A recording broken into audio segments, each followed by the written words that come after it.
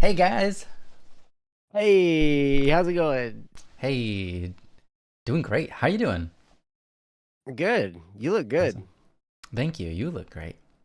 Well, Especially thank you. that moon in that background, the mountains and the trees. How did you get up so high? I just did it. Well, Don't ask man. questions. Okay. I'll just shut my mouth. Instead of asking questions, I'll tell you what to do. I'll only make statements from now on. Oh, all right. Yeah. That works for me. Make a statement, Ryan. All right, you're doing great. Um, Hi everybody in the chat. You guys are doing great as well. I'm not gonna ask you how you are. I know you're doing great. Um, and it's wonderful for I'm not even gonna ask yeah, you it's because you're wonderful for doing you to great. I'm be gonna here tell with you. me today. Yes. It's wonderful for me to be with you guys today, and this is fantastic. You're in the right place at the right time, and I'm gonna tell you that the moon seems to be missing from the sky. What? Whose moon? Whose moon is missing?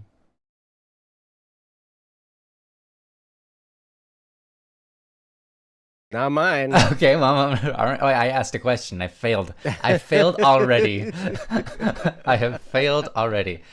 Okay, well, anyways, I'm back to asking questions. How you guys doing? Um, this is Don't Worry Wednesday. This is the show where we talk about issues and problems in life.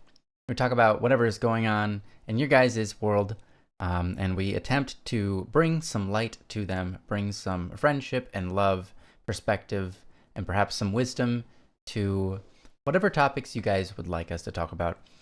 You can go ahead and submit a topic to don'tworrywednesday.com, and it can be about anything, really. But mostly, it seems, on this show, we talk about the problems that make us worry. What are we worried about? We aren't professional psychologists or psychiatrists or anything along those lines, but we can offer our best. We've all lived lives. We all have something to offer each other. And so that's why I love so much when you guys put in the chat some of the different things that you want to say on the topics, whatever, your experiences with them are, because that is awesome to be able to share and to help each other out. In this world, we aren't alone. We don't have to go it alone. We have so many different people to help us along the way if only we give them a little bit of time to speak, a little bit of attention to give some of their thoughts and perspectives on issues. And I think that goes a long way. So it's really nice to have a show where we can do that. Mm-hmm. I think, it doesn't need to be said. I haven't said it in a while, but I think it's probably worth saying. It's not everything we say is the right thing. Obviously, we don't, again, we're not professionals, but also we can be wrong sometimes. And so it's nice to have you guys also with us for the times that we could be misguiding or misunderstanding the topic or, things like that. So it's good to recognize that, hey, we're not flawless here either. We're all Speak for yourself, Ryan. okay. Well, other than Joe's guys, I'm talking about myself. When I say we, it's just me. The collective me, yes. The collective me. It's me and all my microorganisms inside of me who are wrong sometimes. Billy, stop messing with Antoine. Yeah, okay, thank you. Oh, you got Billy and Antoine going. Yeah, they're going. there. They're always going at it. Those microorganisms pushing each other Man. around. Rascals. Yeah, they're nuts. There's literally nuts in my digestive system. No, I'm kidding. That's not true. I didn't eat any nuts, but they're crazy. Anyhow, yeah. Welcome to Don't Worry Wednesday. Joe equals Gru, or is that Guru? Because he's a genius. Gru, because I stole the moon. Oh, did you? Yeah, I've got the moon right here. I just thought that. And I'm bald. I thought that was the pie in the sky. Oh. That's Amore. Yeah, that is the pie in the sky. When the moon hits your eye like a big pizza. It's pizza pie. Oh, yeah. That's Amore. That's Amore. What? Mm-hmm. Those Italians. Hey. They're great. I love them. That song is really something. Yeah. Wolfrix, you're free to play while watching. In fact, you don't even have to watch us. You can just listen. Um, in fact, you don't even have to listen if you don't want to. We're not keeping you here hostage, but you're free to. Mm-hmm. And we don't mind at Yeah. all if you're just playing a game while you listen. I do stuff like that. That's right. Sometimes I'm listening to different speakers as I multitask doing something on my computer. So I think it's a good thing to do. Mm-hmm. Or sometimes I listen to like theology stuff while I'm smashing people's faces in on a video game. Which is the best. Yeah, it's a great combo. Yeah. Yes. Kendra, I have to say I'm a little bit skeptical Oh, of this chocolate muffins with made squash? with squash. I don't know You'll how never you know it's made hide from squash. squash. I'll tell you what. I've actually Squash had some is squash disgusting. that tastes good, but I've had squash It that was tastes bad. not a squash. It must not have been squash. It must not have been. Okay, so here's the funny thing. A cucumber and It's a squash. Yes, I know. Okay, it's fine. not really. There It's are not. some kinds of squash that are fine. Yeah. Because summer squash is okay. Zucchini's Yeah. okay. Those kinds of squash are okay. It's the orange butternut squash that's gross. Okay, And yeah. Sure. yeah. I haven't had all of them. I've had some that are really good and some that are just kind of meh. Yeah. But actually squashes are cucumbers, not the other way around. Because the name of the family of fruits, yes, fruits, is I can't remember, but anyways, it's really close to cucumber. It's cucuminae or cucumberinae or cucumin something. It looks like cucumber. Hey, don't you know Latin? It comes Dude, from Latin. I know it's Latin, and that's my You problem. know Latin. I know You some know conversational Latin. Yeah. No, I don't. I can't speak conversational Latin. I can only speak some either. Latin that's memorized within the mass setting. Yep, that's Like exactly Kyrie where- eleison and stuff like that. Uh-huh. Yes. Kyrie eleison. But yeah, and they're all fruits, and all the melons are berries, and melons are also belonging to the cucumber family. So that means that cucumbers are berries. That means a squash is a berry. Fantastic. Ridiculous. I guess I don't like berries. I guess not. I don't like berries. I don't like Well, you don't have to cucumbers like all now berries. because they're all squashes. Do you- Hey, if squash is a plant, I don't like plants. Is an olive a berry? Is an olive a berry? Yeah. I don't know. Maybe. It's a fleshy thing with a seed inside. It's like a fruit, but it tastes not sweet at all. Yeah, it's true. Weird. And yes, Wolfric's Latin is a mostly dead language, but it seems like the Catholic Church is keeping it alive. Yeah, that's it. That's oh, and some video games. And science. Yeah, and science. I would say science, because fantasy. all the genus and species and all that stuff, all those names, those are all Latin names. True. And medical words. A lot of medical words are based in Latin.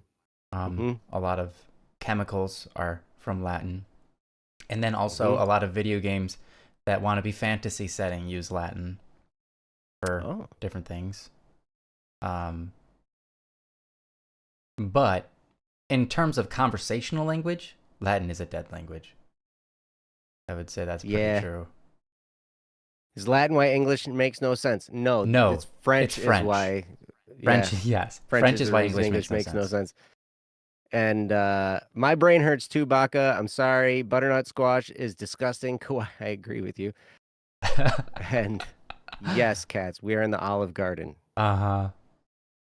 This is the see? Welcome to the Olive Garden. Garden of the Book of Joe, of Joe's mind. Of cats. Because she is Joe. What? Wait.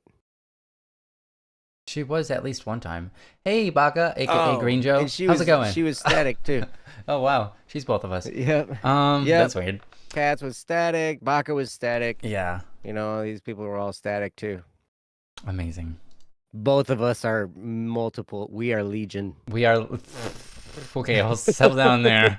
Okay. Whoa, take a step back, guys. Let's not be legion. Hey, legion could be in the positive or the negative. Okay, fair. Yeah, it totally could be good or evil. The statement "we are legion" happens usually to be like we're demons. But I know. But you're right. You can have a legion of good people. It's fair. Yeah, you can have a legion of angels. Mm-hmm. You could. Just like you could have a legion of demons. Or a legion of bacteria. And a legion of bacteria. How about we do today's topics? Shout out to the demons.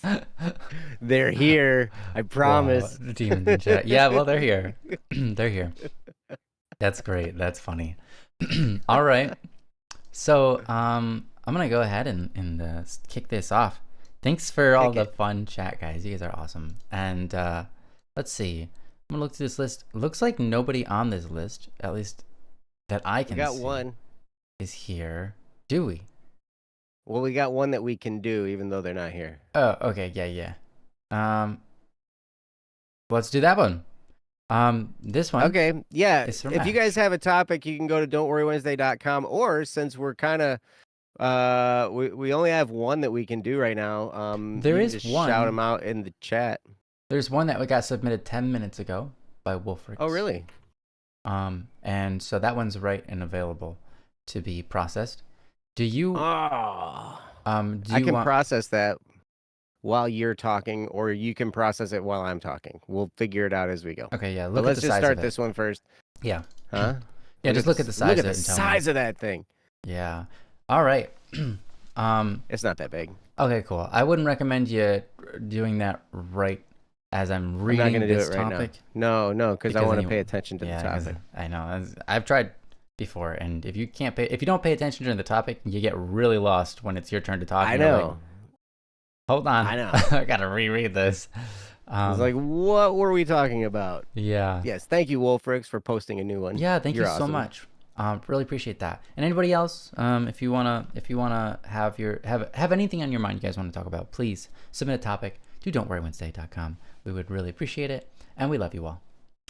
There's nothing that's I'll put it in the chat. There's nothing too controversial or sensitive that we won't talk about it. We're okay. We're a safe place here, and everybody is going to be loved. So apparently, unless you are Legion. No, I love Legion. I never said that I don't love the demons. I just said that we gotta recognize like there's a separation of difference here, and we have to stay in our place. You know, yes. we can't be claiming to be. We're humans, but we're not. Yeah, we're humans. We're material beings. Right. We are not immaterial beings. Yeah, that's all. Anyways, all right, let's go. So I put the topic on the screen. If you want to read along, feel free to do so. This is from Ash, and it reads as follows. Hello. First topic in a while. I probably won't be present for this, so I'll mark it as that. But I'd like someone to DM me when this is covered. That's the word. When this is covered, so I can watch it. Vent time. So I have this blanket that's special to me. My parents gave it to my grandmother. Wait, is that right? My parents gave it to my grandmother maybe 4 years ago before she passed away. And I now have this blanket. It's nice and soft and fuzzy and has wolves on it, which she loved. And I grew fond of them from her love of them. I had stopped using the blanket because there were a few holes in it, and so I put it in my closet. I don't know how long ago, but months ago, I had stolen a gray blanket that had the same feel of it off the couch. There we go.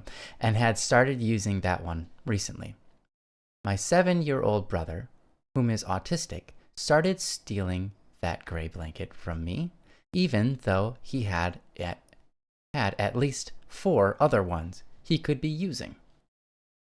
After maybe a week or 2 of this, my mom made me give him the blanket, saying it's not mine and it's hers since I just took it off the couch, even though I had been using that blanket for months. He wanted it, so it's his now. So I went back to using the wolf blanket.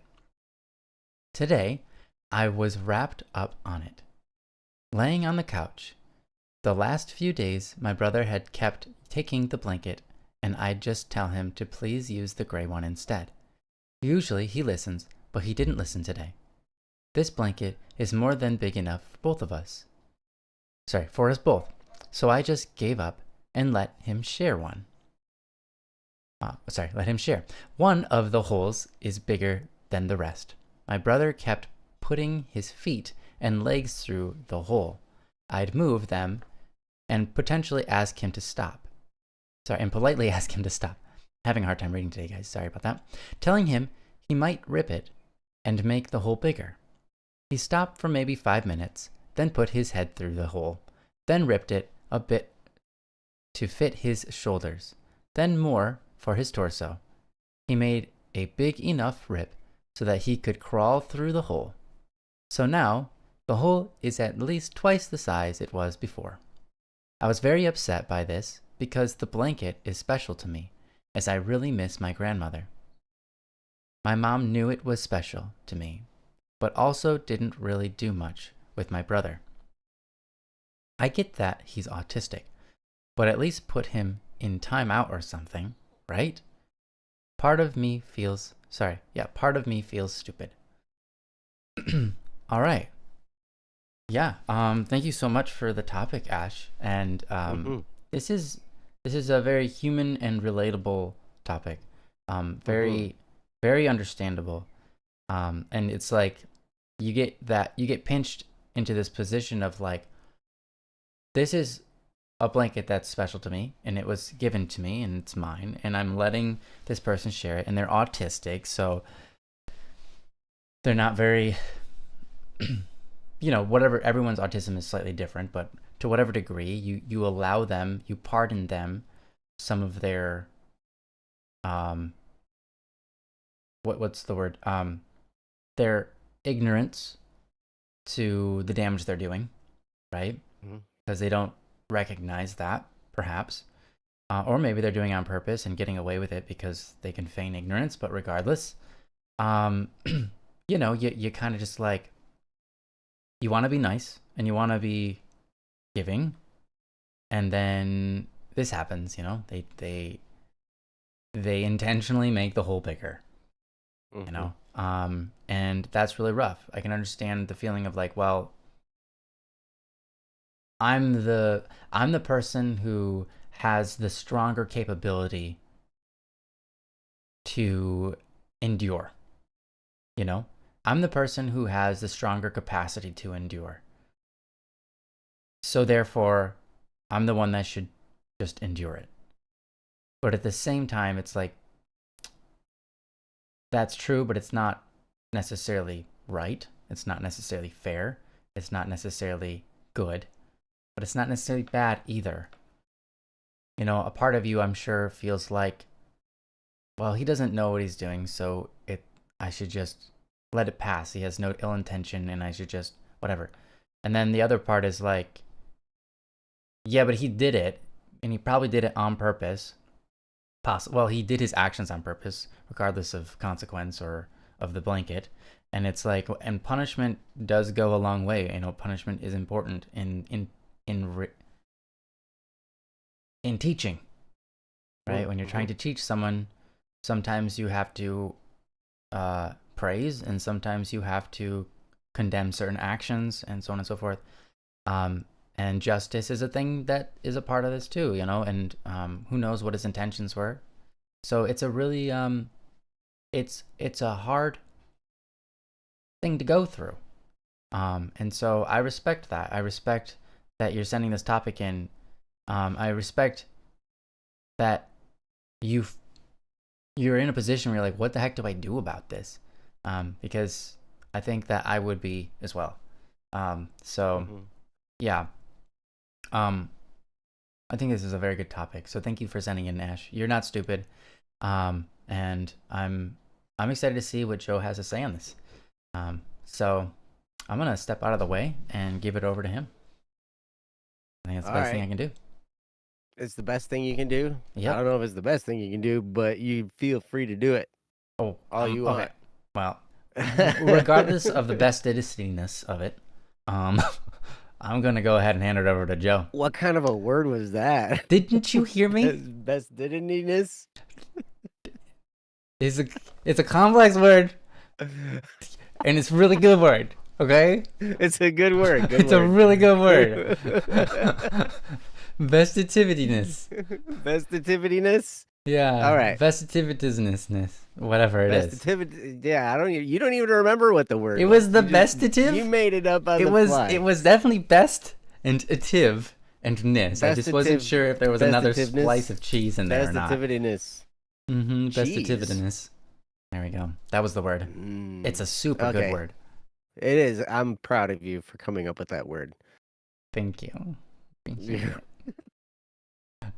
You're welcome. I feel so. All right. I feel the power. You're creating language. That's right. Who says Latin has to be dead? It's way better than English right now. I guess you can't just say that's Latin. That's not fair. That has rules. Yeah, that's true. So Latin Your is language not has rules too. You just come up with them on the fly. Wait a minute. Is that perhaps what makes a dead language? That it no longer evolves? I think what makes a dead language is no longer conversationally in use. Right, that's what I would expect. But at the same time, when it's no longer conversationally in use, it doesn't evolve anymore. It's stuck within its rule set. It can never expand. That's true. You can never add a word that wasn't already there. That's interesting. Yeah, well, anyways, I guess the language is dead because it's no longer living in the sense that it can no longer morph and change like a living thing does.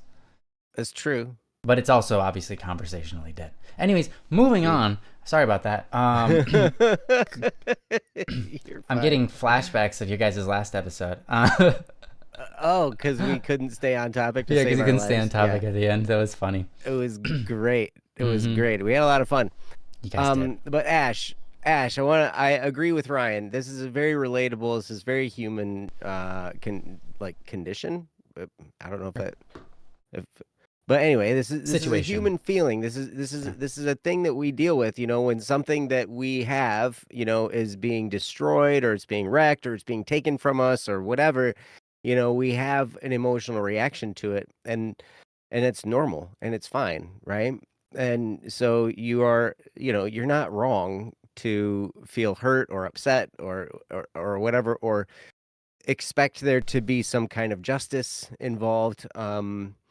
And excuse me, Kendra had said in the chat, Kendra said, I understand this. My brother is autistic and we don't let him get away with stuff like that. Also, if there was holes in it already, it should have been put away until it can be fixed properly.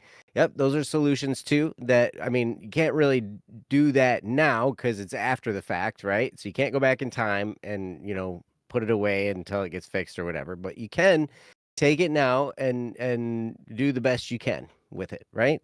You can try and fix the holes if you want. You can put it away if you want. There are some different things you can do. And I understand that, sometimes when it doesn't seem like it's that big of a deal, things we've all faced problems of varying sizes and shapes, right? And sometimes, it's so crazy to me because I had up on my board, my whiteboard in my room, I write little quotes on there. And one of the quotes I had recently on there was, remember the fires you've been through which you've been forged. You are tough as nails. I had to remind myself of this, right? Because sometimes little things just pop up and they annoy the stuff out of me. Yeah. Or they make me really upset, or it's just these minor little injustices or something. Somebody's not being consistent with their, words and their actions. And, so it seems like they're lying or whatever, little things, can pop up and be annoyances. And from an outside perspective, it doesn't seem like it's that big of a deal, but it is inside me because there are all kinds of circumstances. Now, in this, there's sentimental value attached to this because of your grandmother. There's so, and whatever emotions it brings up because of your grandmother and her passing, I mean, so there's all kinds of emotional tie into this. And so I can totally, totally understand, where you're coming from and why you would have an emotional response and see the injustice, see the fact that something should be done about this. This doesn't seem like it should be right, and it's annoying and it makes me upset. I fully understand that. So it's okay. It's okay for you to have that response. So when I'm faced with situations like that, I'll try and ask myself a series of questions, like because I'll be like, okay, first of all, why am I really upset? Because sometimes it doesn't make any sense to me why I'm upset about something. Something will come up and then I'll be all upset and then I'll be like, why is this making me upset? Just like I had on my whiteboard, like I've been through so much worse. I've had so many harder things happen to me. Like why is this thing upsetting me?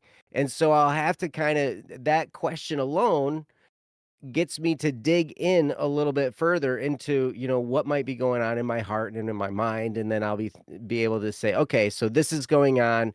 Maybe there's something physically going on. Maybe I'm tired. Maybe I'm hungry. Maybe I'm thirsty. Maybe, whatever. Maybe there's a whole bunch of other stuff going on. And like, this is just the straw that's breaking the camel's back. That happens too sometimes when you're just overloaded with a whole bunch of stuff. And then one little tiny little thing that doesn't seem like it's very significant, it makes you feel kind of silly to be upset about it, but it makes you upset because of the compounding effect of everything else, right? Mm-hmm. And I've been in that situation before too. And so I'll ask myself the question, why am I so upset about this? Why is this getting to me? Why is this disrupting my peace? Because I enjoy having times of inner peace. Mm-hmm. I enjoy being at peace in myself, in my heart, and in my mind. I like having that peace, and I don't like having it disturbed by a bunch of stuff or by a bunch of people or whatever, like a bunch of issues. But issues will always crop up, right? Sometimes they'll be big, sometimes they'll be little. And sometimes seemingly little things can tug at our heartstrings so strongly. Mm.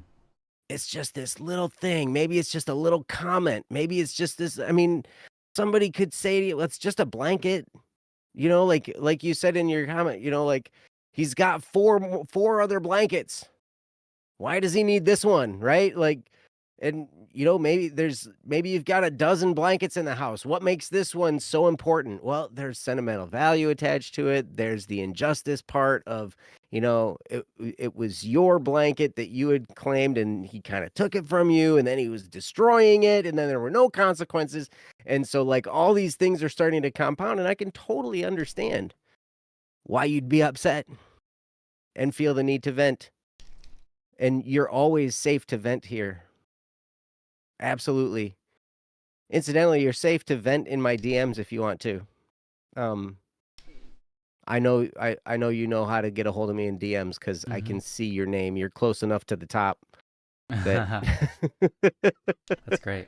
I know we've DM'd before. Oh, is Ash here? No, Meow the Dojo said that they notified Ash that we were doing it, and they said to say hi. Oh, gotcha. Oh, gotcha. Okay, cool. Yeah, I think I think I sent her a message saying we were doing it while you were reading it. Oh, cool. So yeah. No, that's no problem. So from the Ash in the future, hello. Because I knew you were gonna watch this. So anyway, I lost my train of thought. But all that said, it's okay. It's okay for you to be upset. I don't want you to feel stupid for being upset because your feelings are real. Your feelings are a lot of times they're signposts pointing to what's going on, you know? And so we can feel like, why is this important to me? And then as we, oh, that's where I was going. If I ask myself the question, why am I so upset about this? And then I can start digging in that, maybe there's something that I haven't dealt with.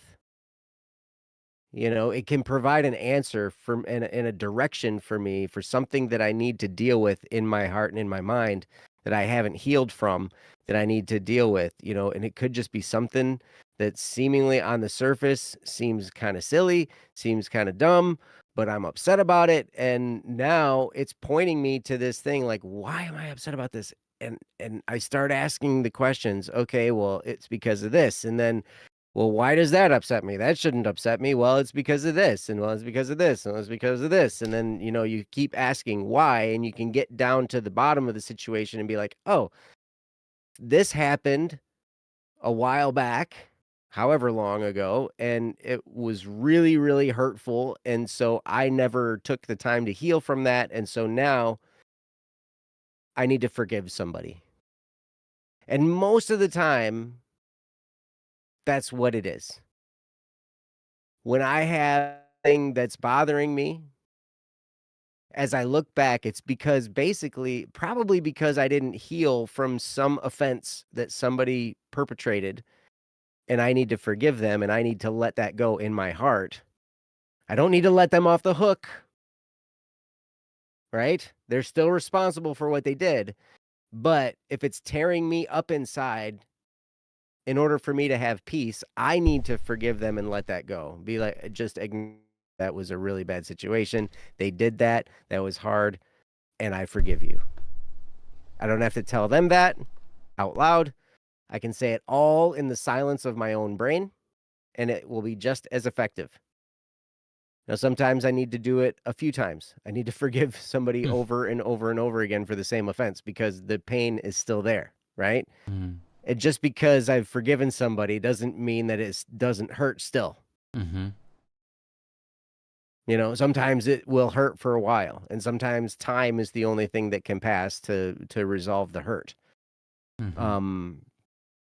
But in this situation, Ash, I don't know all the things that you've been through, but I can tell you that from what you've said in the comment or in the post, that yes, this blanket does have some sentimental value. The blanket belonged to your grandmother who has passed, and there might be some hurt involved there that's still being worked through, that's still being healed, and all this kind of stuff. And so all these things kind of come together, and it ends up being a situation where it just hurts and it makes you upset. And that's okay. You're a human being, Ash, Mm-hmm. and you have emotions just like all of us, and they're okay. It's okay for you to feel. And yeah, it's interesting because your very last statement on here, he says, "Part of me feels stupid." I can't tell you how many times I've said that to myself Mm. because of the way I feel about something that's happened or that's happening or whatever. It's just like, my gosh, I shouldn't feel this way. I feel so stupid for like reacting like this. Mm-hmm. So many times. Like I can relate so hard to this Yeah. because and it's just because of all the other things that maybe are connected or maybe even not connected to the thing, but they're going on in me at the same time. And all those things compound and become this complex mishmash of feelings, and then explosions happen and whatever. Oh yeah. If it was Ryan and some explosion happened, his eyebrow would go up a little bit, Jeez. you Yeah. know. He'd yell really loudly like this. Yeah, that's So, sounds all right. so speaking of Ryan, I'm going to turn it back over to him because I just wanted to let you know, Ash, it's okay. You're Hmm. okay. You're Yeah. fine. And it's okay to want justice. It's okay to feel like something's been wrong. It's okay to talk about it. Um, but Yeah. yeah, so I love you. You're awesome. And here's Hmm. Ryan. Yeah, we love you, Ash. You're amazing, and we're so happy that um, in the past you spent so much time on our show, and we don't mind that you're not here with us. Well, I guess don't mind. We're not upset at you for not being here with us. That's not what I'm trying to say. Just that, you know, we really enjoy you and your company, and we're so happy that you're here in this world with us, and we really like you. So feel free to DM more if you have anything you want to say or talk about. But anyhow, you know, I have a couple of thoughts on this. In terms of forgiveness, Joe was talking about when you think about forgiveness in like a traditional sense, like, I guess forgiveness, one of the earlier forms of it was monetary. So if some person owes another person money, right? It's like this person owes this other guy like $2,000, right? And Mm, that debt is forgiven, right? It doesn't mean that the guy who forgave the debt isn't still struggling with it, right? He can just come to peace with the fact that it is what it is. But it doesn't mean he's not, it's not like that he has $2,000 now. It's like, let's say you owe someone $2,000 and are they are in debt to somebody else, right? Because you haven't given them the $2,000, they are suffering. And let's say mm, they forgive you. Well, it doesn't stop the suffering that they're already still going through. It just alleviates some of the social stress between you and the other person. It also opens up a gateway to mercy, which is a beautiful thing. And that's kind of what I think is perhaps the answer to maybe this question about like what we should do here. I think mercy is an important form of love that we should show. And mercy is a lot like forgiveness. It recognizes there's something that's wrong. It recognizes that there's wrong. It recognizes that people can be in a state where they're not healthy, where they're not fully capable of making good decisions. That's everybody, by the way, not just autistic people. That's literally everybody. mm, And recognizing that in a humility, in a form of humility, you recognize that, and you choose to be merciful. You choose to come down to their level of suffering and suffer with them, or let them pass, or whatever. Now, that doesn't exclude justice. You can have both mercy and justice at the same time, in the sense that you can be merciful towards someone so as not to tear up their things, right? So, for mm, example, imagine now you go to your brother's blanket, you cut a hole in them and you rip them in front of his eyes. You mock him as you put your head through the thing and then put your shoulders through and then your torso, and you stare at him and you laugh at him while he's, crying about his blanket being torn up. It's his favorite blankie. Why are you doing this, right? Imagine doing that to your brother, right? That probably makes you feel very sad inside, right? I know that it mm-hmm, would me. It would make me feel terrible. It's like mm, technically now you're even, but now you both have broken blankets, and that's not good, right? And so mercy stops that. Forgiveness stops that from happening. And justice is teaching people and correcting the wrongs without but also mitigating the damage to them that's unnecessary and full of anger and spite and wanting them to feel pain, right? And so justice might be something like getting a scolding, told to go into the corner, right, of the room and just sit there. Whatever is a feasible and applicable kind of punishment in this sense, right? Unfortunately, there are automatic social struggles now between you and your brother, right? Because he's done this. Now there's enmity. There's this like hate. And it's not like a deep rooted hate. It's just like, I don't like you right now. Mm-hmm. Right? I don't like you right now because you did something very awful to me, awful to my item, awful to my very special blanket. And it's like, I get it. That's fair to feel that way. And so that's an automatic repercussion. Now he's not going to get the joy of his relationship with you at the moment, right? That justice is already in order. It's already being enacted, whether you want it or not. And I don't even know if that's justice, rather, as more of just like punishment to both of you, because it's not like you want to be in this position either, you know? And that's just unfortunately how life goes. And so I guess my point of saying all this is, you're not wrong for wanting justice here. You're not wrong for wanting this to have never happened. You're not wrong for being confused and like, what the heck are we supposed to do going forward here? You're not wrong for feeling like you got wronged, because you did. Whether it was intentional or unintentional, whether or not they did it to hurt you, or they just did it because they wanted to, or were doing it completely like as a fidget element, if you will. Like, you just do stuff and you don't even realize you're doing it. You're appeasing some personal pleasure within your heart that you don't even realize that you're doing. We all do that. Right now I just found under my desk there's a clamp that keeps my keyboard tray and connected to the table, and I just found a piece of rubber, and I just realized I was rubbing the rubber because it felt weird on my finger, and I was like, I didn't know there was rubber here. So you're telling me that you're a rubber? I'm a rubber. Yeah. Because you were rubbing the rubber? I was rubbing the rubber. I was squishing it with my finger. Rubber. Yeah. Rubber. Oh, you rubber.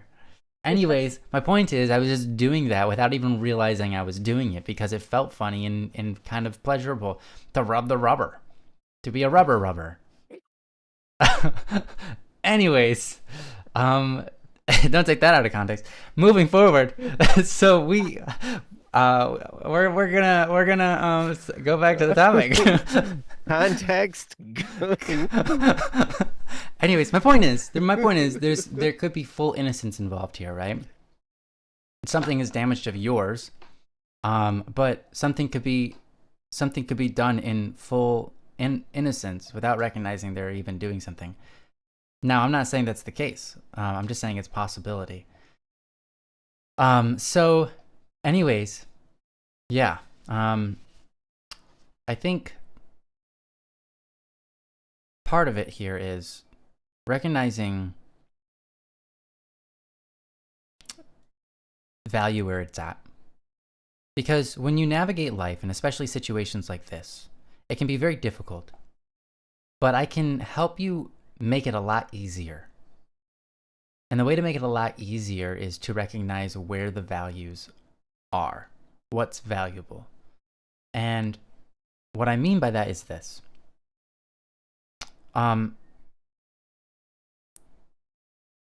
In life, I was just talking to a friend I haven't talked to in a long time, and talking about how he kind of ended up discovering this sensation, or this experience that he can put himself through to understand what's important. And that is when he said, like, when he imagines losing something,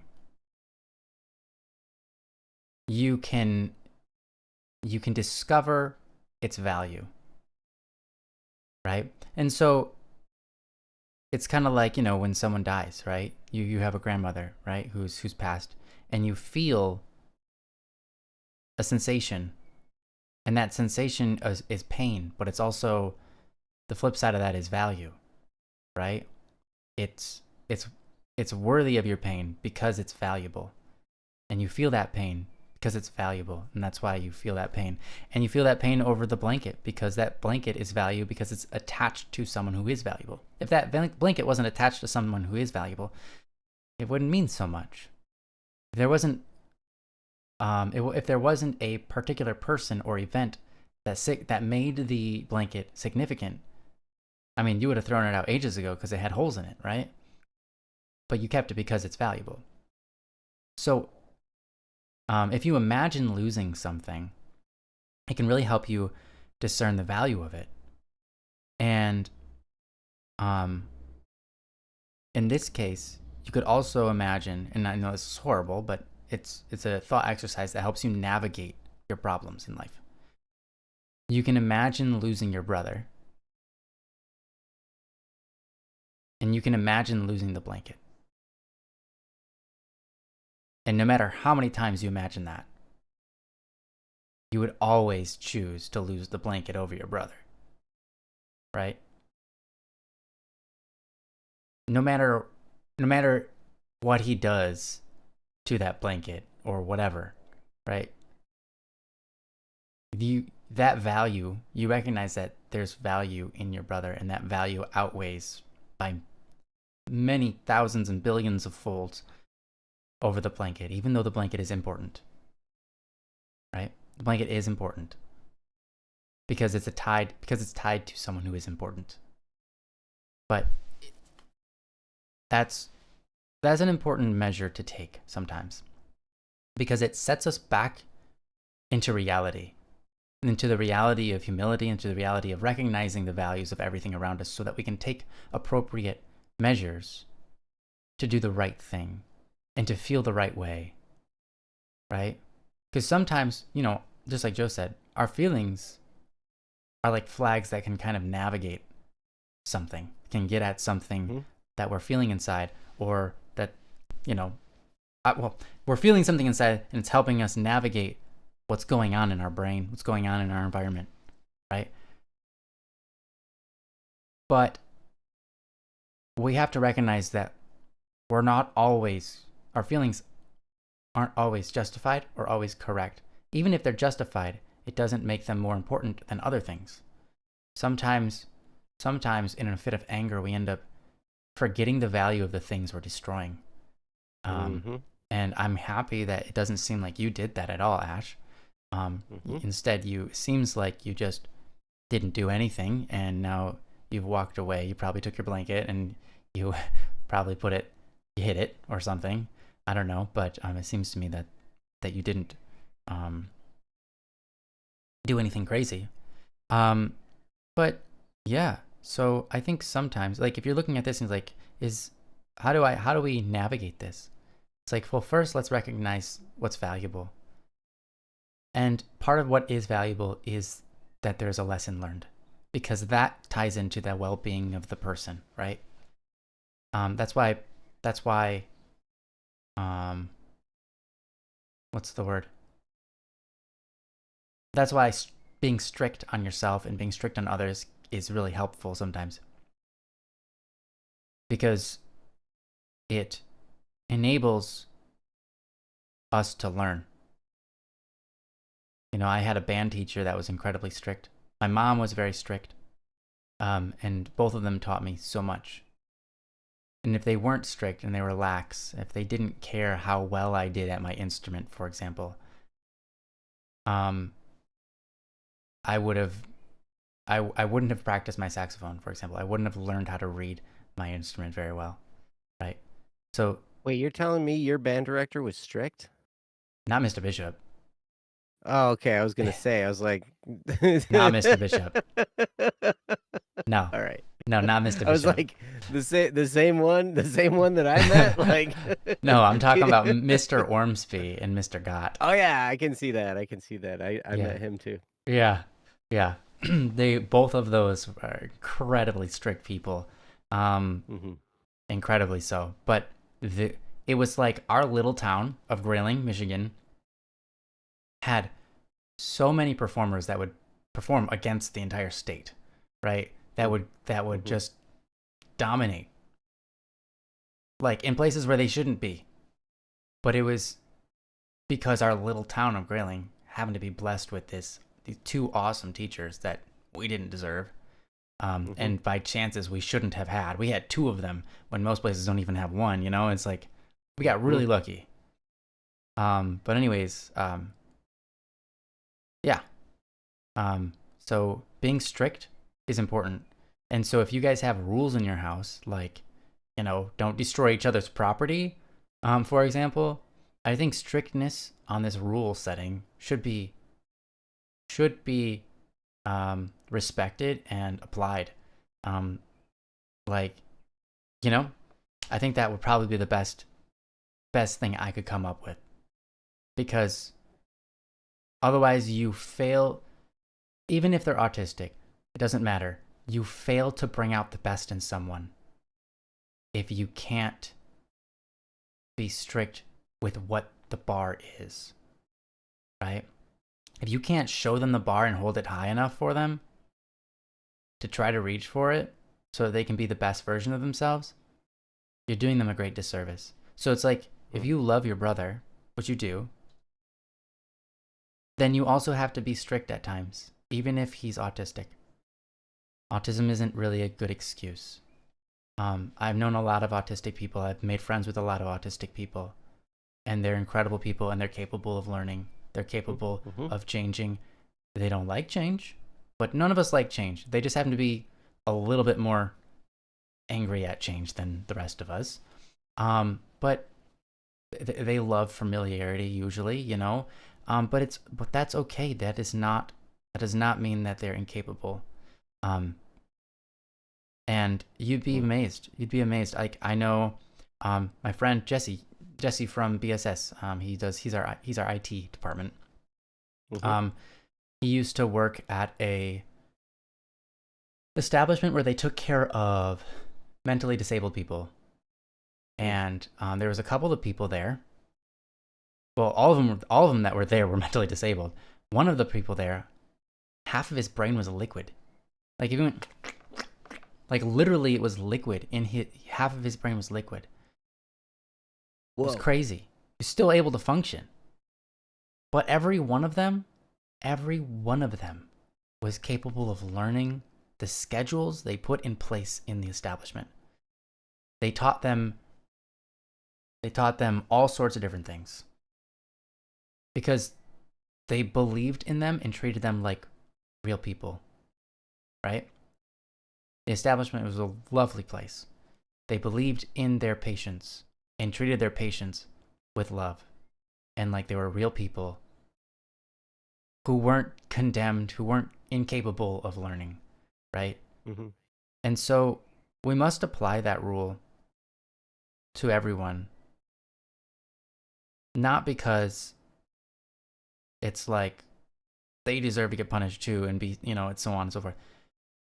Not because we shouldn't allow them extra room to fail. We should allow them extra room to fail. Of course we should.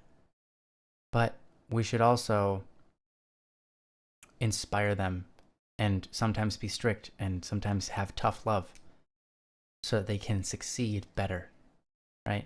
And so that's my take on this. Because your question was ultimately, shouldn't there be some kind of punishment for this or something like that?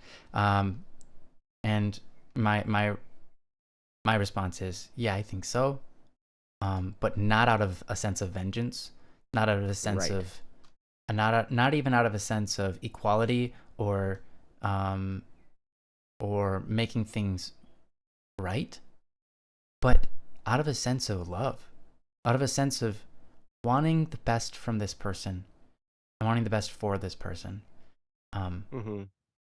It's a very different thing. It's a very different way to look at the world than is common, I suppose. It's everyone's sort of self-absorbed, which is fine. It's just the world we live in. But I think that's the best action forward, in my opinion. And that's all. That's what I'm going to stop at. I'm going to give it back over to Joe if he's got anything he likes to add. By the way, welcome, Greg Barron. Really, really lovely to see you. I love you so much. You're awesome. Nice. It's been a while to see you here and Don't Worry Wednesday, so that's really great. As well as everybody else. Myanglios, I see you have joined as well. You're awesome, and I love you. Oh, we got Finnegan. Nice. Welcome. Lots of people joining. Yeah, we got some folks in the chat. It's good to see you guys. It is. Yeah. No, hey, no need to apologize for being the missing. Yeah. You know, we'll miss you, and then we'll aim better, and then we'll not miss you. That's right. It's all about that dex. You just got to pump the stats into dex, and then we're going to be all right. We'll stop missing all the time. Yes. So we it's good to hear you guys talking about autism. A lot of you guys have experience with autism. Yeah. You have autism, have relatives, all this kind of stuff. I mean, so I'm really glad because, you know, it wasn't that long ago that autism was a lot more of a mystery than it is now. And so it's really cool to see you guys chiming in and knowing this stuff and being able to contribute.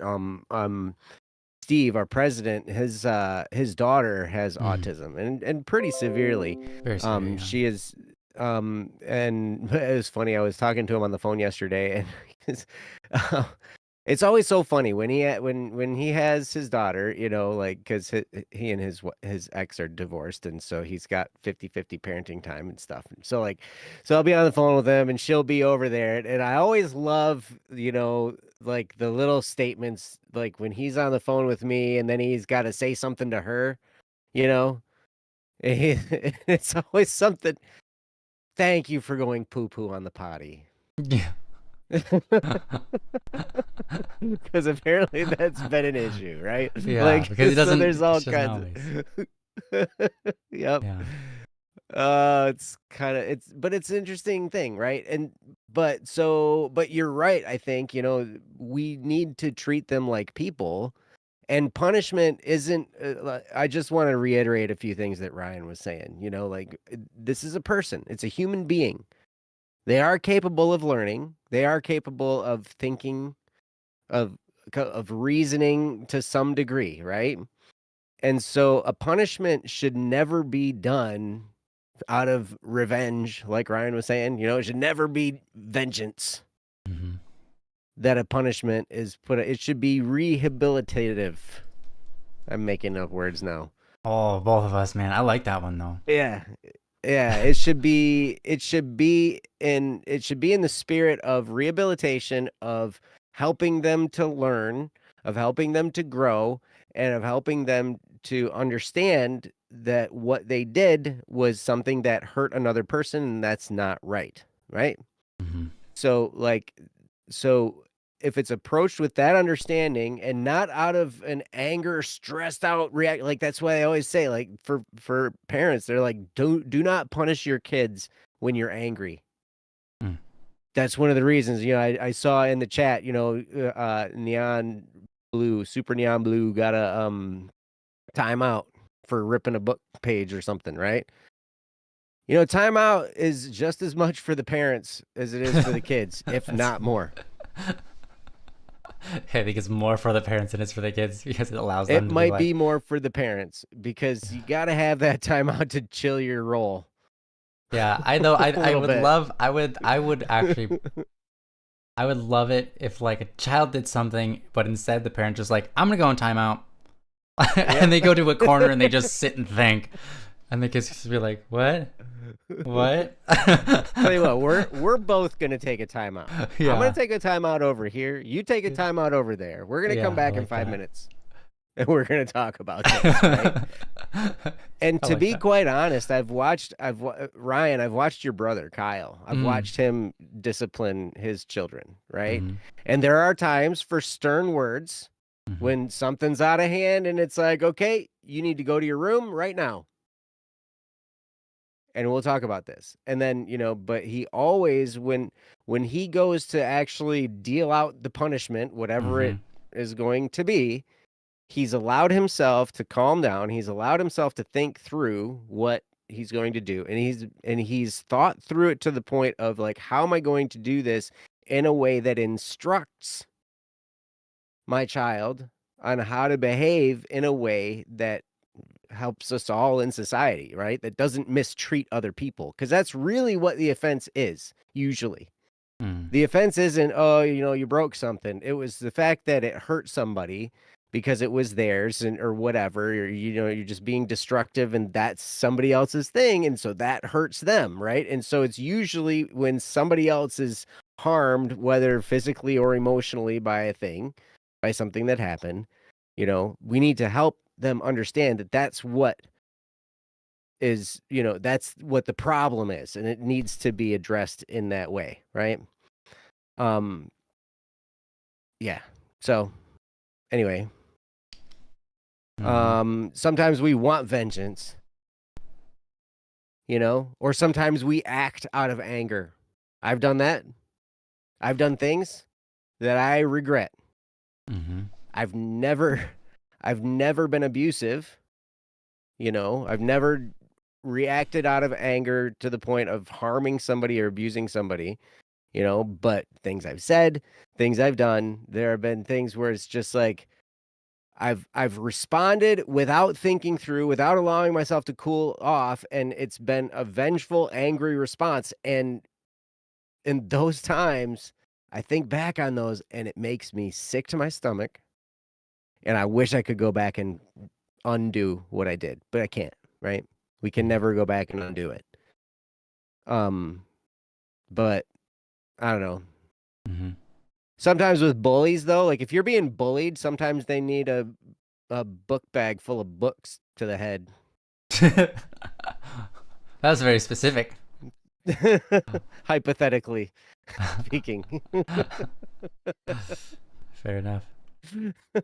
So, Yeah. um, but anyway, I don't know. That's all I had. I just, want, and I want to reiterate, Ash, you're not stupid for feeling this way.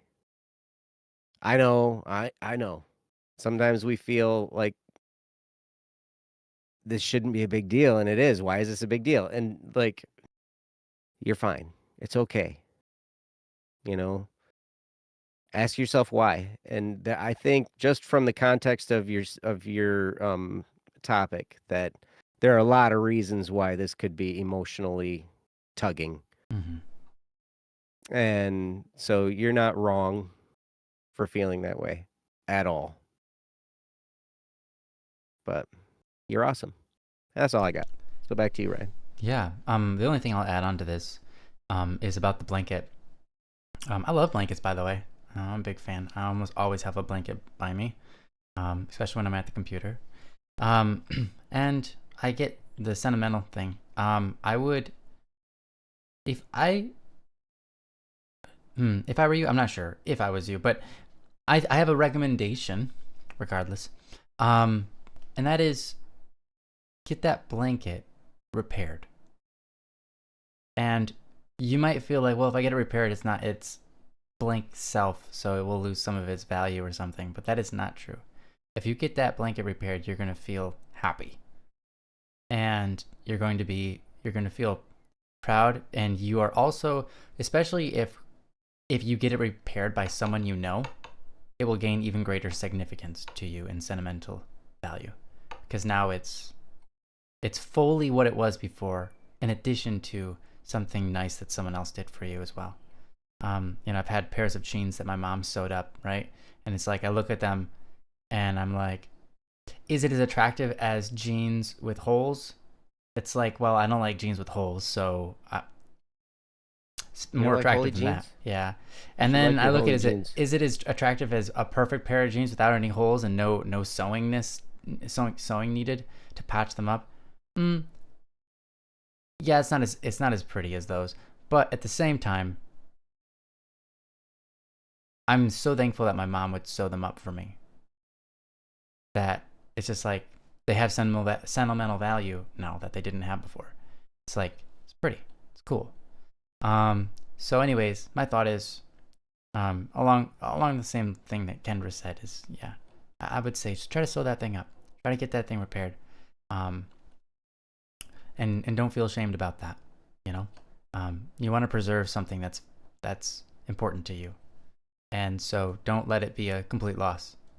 I know that Mhm. it's like, yeah, now it has a huge hole in it, but it doesn't matter the size of the hole. It can be repaired. If the blanket is split into two, it can still be repaired. You know, if it's got like 15 holes in it, it can still be repaired. It's going to take a while, you know? And so, yeah, I would say get it repaired and then move on. But yeah, I think I gave the topic the best I could. So thank you so much for this topic. I will say one thing to go along with what Ryan just said about getting it repaired and holding on to it and all this kind of stuff. If I help you move and it's in a tote, He's basically saying don't be a hoarder. and then I help you move again 5 years later and it's still in the same tote and it hasn't moved, I'm going to advise you to get rid of it. Mm-hmm. Fair enough. But I don't think that's going to be the case. Yeah. Yeah. That's so funny. Yes. You know, my mom it's was funny. Our relationship with stuff is crazy. Like when we have stuff that attaches us to people, right? And sometimes that's the last thing we have that reminds us of somebody. And so it's very valuable to us, right? But then there's other stuff that's just stuff. Yeah. And I'm like, I've got this relationship with stuff now where I'm just like, you know what? I look at it. I haven't touched it in like 3 years. I'm going to like throw it away. Yeah. I sometimes look at that stuff and I was like, I wish I could throw that away. Yeah. You know, when I was a kid, so my mom was a hoarder. She'd not a big hoarder, but she'd keep and salvage everything because hey, you never know. You know, this material could be used for something in the future. You know, it's like the glass jar. Is that where your brother gets it from? Yeah, it's like a glass jar that was like salsa or something from like 20 years ago, you know? And it's like, well, yeah, but it's a perfectly functional glass jar. Why are we going to throw it away? It's like, yeah, absolutely, I agree. But at the same time, here's what happened. We had a house fire, and I was 12 years old. I used to also collect junk. I would like find random things on the street and just be like, oh, that's a cool looking piece of junk. It doesn't work, doesn't do anything, but it looks cool. Maybe someday I'll use it and invent something. I had a part-time wish that I could be an inventor someday.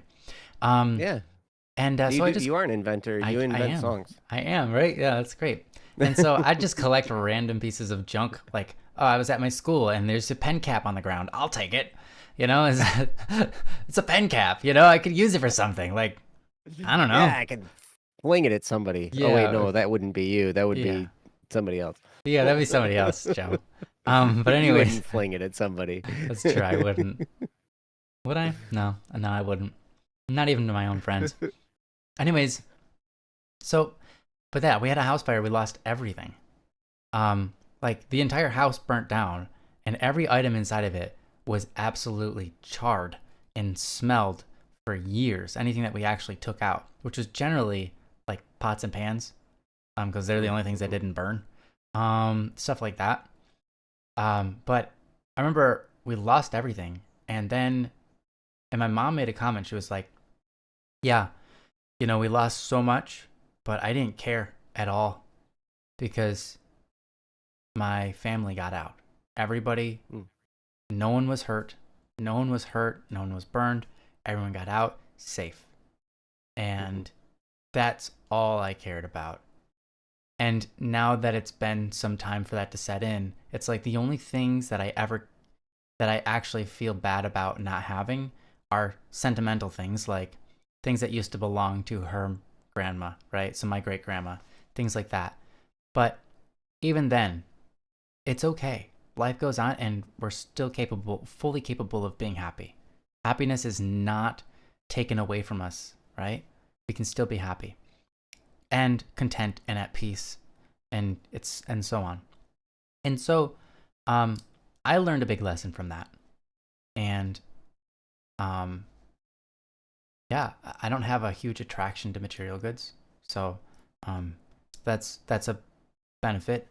And yeah, I don't mind just saying, well, I'm not using that. I'll give it to somebody else. So anyways, yeah, just a little bit of lesson, I suppose, a little bit of storytelling from my life. But yeah, I think that people matter a lot, and the material goods, even if they're sentimental, even if they're they represent somebody, even if they were given by someone special. You know, it's like, yeah, but they're not that person. Yeah, but they aren't a whole human being. And I would be willing to sacrifice that for the well-being of another person. But of course, that's not necessarily what happened here. I'm not saying that's what happened. I'm just saying that when we recognize the values of the different things, we can kind of easily navigate things and be at peace with our navigation rather than feeling all angry and kemped up and unjustified and so on and so forth. So anyways, Ash, I wish you the best. I think you're absolutely right on all of this. I think you're absolutely right. Probably should be some punishment. What they did was wrong. I'm sorry for your blanket getting torn up and all that. And I hope you can get it repaired. And we love you. Oh, thanks, Mianglios. Yeah. Oh, there's a lot of good stuff in the chat too. I mean, I didn't want to take the time to read through it all. So Ash, obviously, feel free to read the chat. Lots of good stuff. I actually did read it all. I meant to say I didn't read it out loud because I didn't feel like that was necessary. But yeah, lots of really good stuff. Thank you guys. You guys are awesome. And, we have the best chat on the internet. That's true. Pretty darn good. Pretty darn good chat, guys. Pretty darn best. Pretty darn best. Bestivitousness. Best. It keeps getting more syllables. I love it. So I did Wolfrix's topic while you were talking. Awesome. Thank you so much. Wolfrix, are you still here? Wolfrix. I'm going to go ahead and say the answer to this. Date down. Hey, what's going on, unknown boy? Yes. Oy. We have been doing Don't Worry Wednesday for years now. Yeah.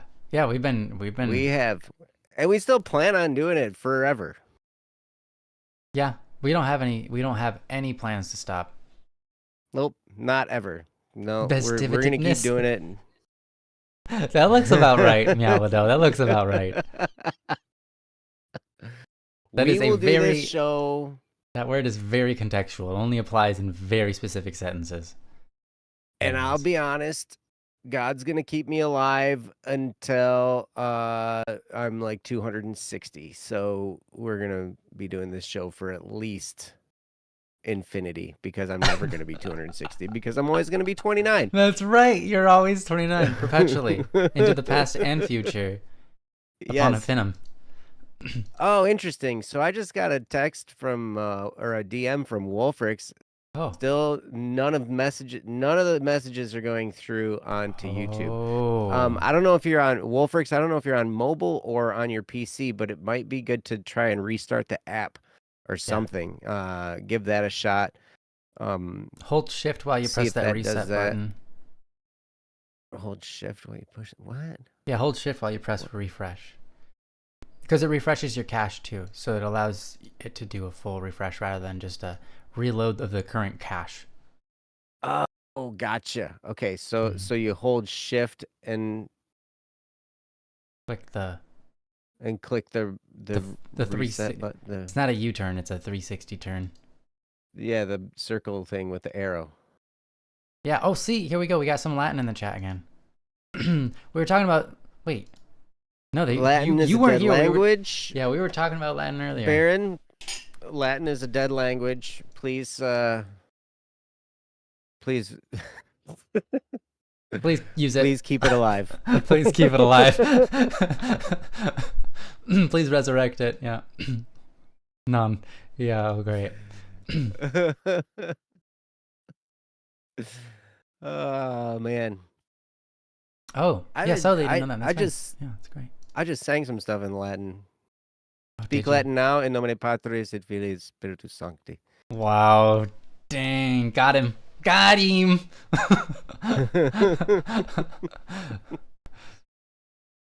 Hey, bad Latin. Hey, you're on mobile. Hey, welcome, Wolfrix. Hey, welcome. Latin is hard to say. Yeah. Agreed. It's hard to speak. Yeah, you understood that. I mean, it's easy to understand. It's It's actually mostly English, no. It's just not too far from it. it's true. Hmm. Uh, yeah, Yeah, I that's can't true of even think. Saleh. O salutaris ostia, que cele pandis ostium, Oh, bella premunto stilia, you're good, man. da roba fetum patria, or something. I don't know, something weird. I went to confession today and they had adoration going on, Oh, so like we had the thing, nice. Nice. the beginning I'm part a little where they have the jealous. I didn't go to incense and confession. you sing the song and the Yeah, there you go. Ave Maria. See, you Yeah, can you do got it. You Latin. got it. Mm-hmm. There we go. Hmm. Except for that's Italian. No, just the melody Is it? is. Just the melody. That's Well, fine. Latin is Italian, kind I of, know Italian because is Latin, right? Basically. Yeah. Yeah. I mean, didn't it originate over there? Wasn't it like Rome? Yeah. Yeah. Italian is like the Was it progression Latin? from Latin to Latin was English. like a Roman language, right? Yeah. Well, yeah. And Hmm. Rome is in Italy, That's right. so it's all mishmash from over there, Yeah. right? You're right. We Well, speak English, but we're in America, that's right. We speak American. so really, we're the messed up ones. That's true, except for the English are even more messed up. Because the difference between American English and Euro English, is that the right word? I don't know. English English? Is that we didn't Mhm. let the French mess with our language as much. Oh, oh. Yeah. See, when we were But we got French fries. when we were spelling things like favorite and color without the U's in them, the English Like they're changed their supposed to be. spelling to have the U's in them because the French were like, we want them in there. And they were like, okay, fine, French. And they put them in. So now you guys spell things, well, not you guys, but now the English spell things with the French spellings. And that's why it's really weird. Weirdos. Mm-hmm. Weirdos. Oh, yeah, It's no, communication, obviously. though. If we can American English is understand it. absolutely mutilated by French. So you're obvious. Yeah, of course. Mamma mia, spaghetti.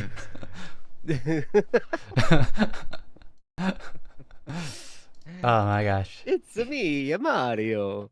Yeah. All Spaghetti. right, we gonna do it. Let's do a We're gonna topic, do guys. another topic. Yeah, I think that's absolutely. a good idea. I'm gonna move on. I'm gonna We're- do this topic. Sorry about We're that, gonna guys. get off topic for the next 275 years too. So like, That's fair. it's gonna be all right. All right, let's do it. Welcome to Don't Worry Wednesday. The show where we talk about what's on your mind and your topics, not ours. So let's do that. This one is from Wolfrix. Thank you for joining us, Wolfrix. Thanks for coming back. And sorry that you've had that difficulty. YouTube's a jerk sometimes. So YouTube can be a jerk once in a while. I put the topic on the screen. Feel free to read along if you so desire. It reads as follows. Oh, sorry. Right. The title is called Grudges and Openness. All right. Is it okay to hold grudges and only be open with a set amount of people? I hold a lot of grudges, and it is only till someone proves that they are a good person that I lift that grudge. I'm also only open with the small amount of people in one of my friend groups, because one of my friends betrayed me and started to pick on me. From Wolfrix. Yeah, that's honestly very relatable. I think that a lot of us have gone through betrayal from friends, and it can be hard to not let that change how you see everybody in the whole world. It can be hard to not cause that to make you distrusting of the stranger and distrusting of your friends, even. And that pain that we experience when we're betrayed absolutely can make us close the doors on being vulnerable, or being open rather, to even people that we had priorly trusted and had no reason to doubt. Um, you know, it can be a very painful thing that can change the way we interact for the rest of our lives. Just to be betrayed even once. Um, n- Not to mention over and over and over, as we often are throughout our lives. Um, and that can be a troublesome thing, especially because once we hold those grudges, right? Those grudges themselves can haunt us. And the very fact that you're here asking those questions kind of resonates that, you know? It sort of puts on display that you're not necessarily okay with it, but at the same time, you're not sure if it is okay. What's the right thing to do here? And I'm going to tell you, we can try our best to try to figure out the best answer for this. We can try to be, I guess, take the moral high ground. We can try to take the ideal route, right? But some of this is stuff that you're going to have to work out with your own brain and decide on, right? Mm-hmm. And ultimately, yeah, I mean, that's necessary, or else no ground will be made.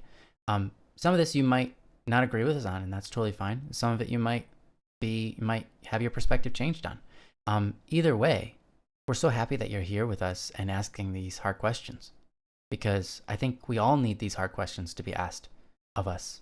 We all need to spend time on them, because it's a really, really good question. So thank you for that, Wolfrix.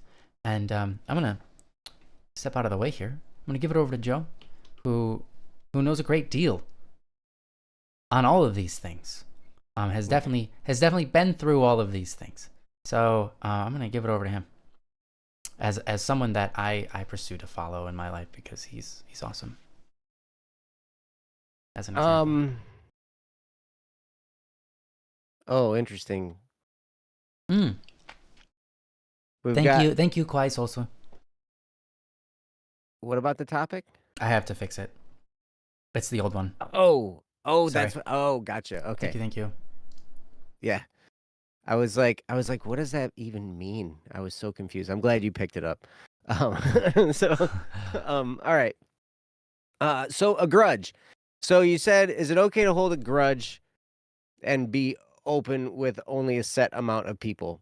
I hold a lot of grudges, you say. So here, I had to look up because I wanted to make sure we were talking about the same thing, and make sure that, my definition of grudge was the same as your definition of grudge. And a grudge is, according to the data from the Oxford Languages Dictionary that I found in a quick search, is a persistent feeling of ill will or resentment resulting from a past injury or insult.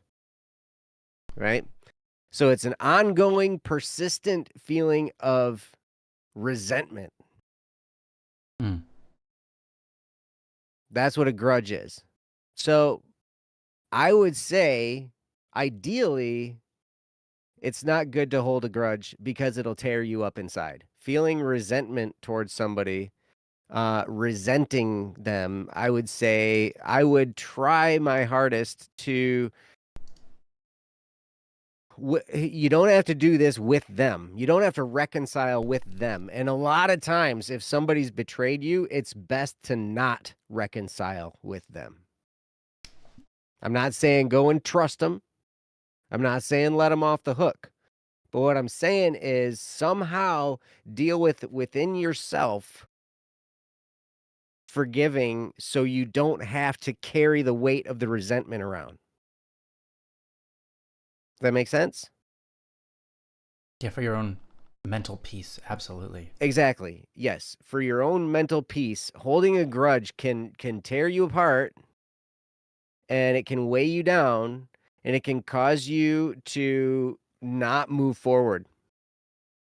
And sorry, I'm going to take much time from you, and it can also mess with the way that you speak to people and cause a lot more drama than necessary, because True. You've got this going on in the back of your mind every time you speak to anyone, and that messes with you. It messes with everybody. Yep. So while I would say for the first thing, is it okay to hold grudges? I would say I would try not to. It's understandable to hold grudges. It's definitely many times warranted and deserved Yeah. for for somebody to have a grudge held against them by somebody because of how they've acted toward you or what they've done to betray you or what they've done to hurt you. It's definitely not out of the question for that to happen. But I would say for your own sake, for your own peace, for your own, ability to move forward in life, I would say try to get to a spot where you can feel the hurt of what they did. This is how I had to do it. Okay? Because when I held a lot of grudges for a long time, and I had to do a lot of healing, and there were lots of different stuff. Um, oh, you gotta go. Hey, all right. Hey, well, you know what? It'll be here when you come back, Hmm. and you can watch it. So, future Wolfrix, hello. Oh Um, wow, you're so different. Nice to see you're you. so different. You Oh my look goodness. like you've had dinner. I Yum. hope it was good. I like dinner. Mm. Here's excuse me. Here's the deal. Um, what happens when you hold a grudge, when you hold resentment and ill will and these feelings, when you have hard feelings that you hold on to, and don't deal with them, they can manifest as other problems in your life.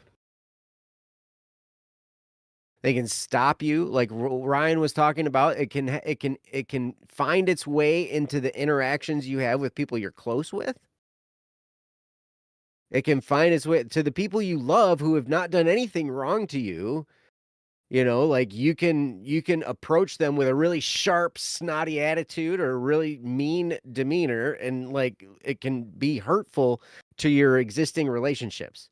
It can be hurtful to your family. It can be hurtful if you have kids. It can affect the way you parent your kids. It can affect the way you get along with your close colleagues and friends, right? All these things can be affected if you're holding on to a resentment for somebody else.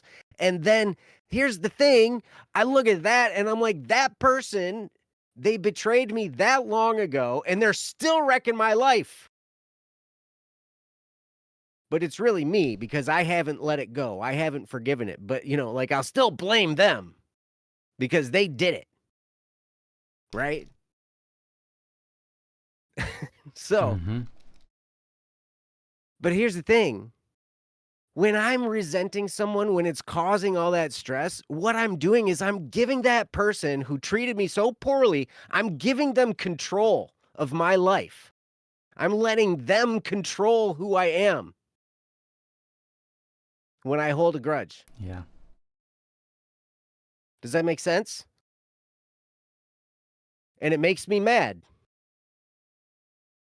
I'm sorry. I don't mean to yell at you guys. I'm not trying to, but it fires me up a little bit because, I have some experience with this, even recent experience with this. And it's like, people find their way into your life. They hurt you, and then because you're hurt for so long and you're still holding on to it, if you don't let go of it, if you don't find a way to work through it and let it go, it will control you. And then that person who isn't worth keeping in your life is still controlling you Mm. through the resentment. Absolutely. And it really frustrates me because I notice these things happen about me. I notice these things happen to me, and I'm like, why do I do this? Like, oh my gosh, it's so frustrating. And it's because I haven't dealt with it. I haven't gone through the process of feeling the hurt. I had to go, okay, so here's how I had to fix it. I had to put myself back into the experience of being hurt by them and go back to that moment of where I felt that pain and live in that pain for a second. And while I was feeling the pain, say to myself, I forgive you. I forgive this person.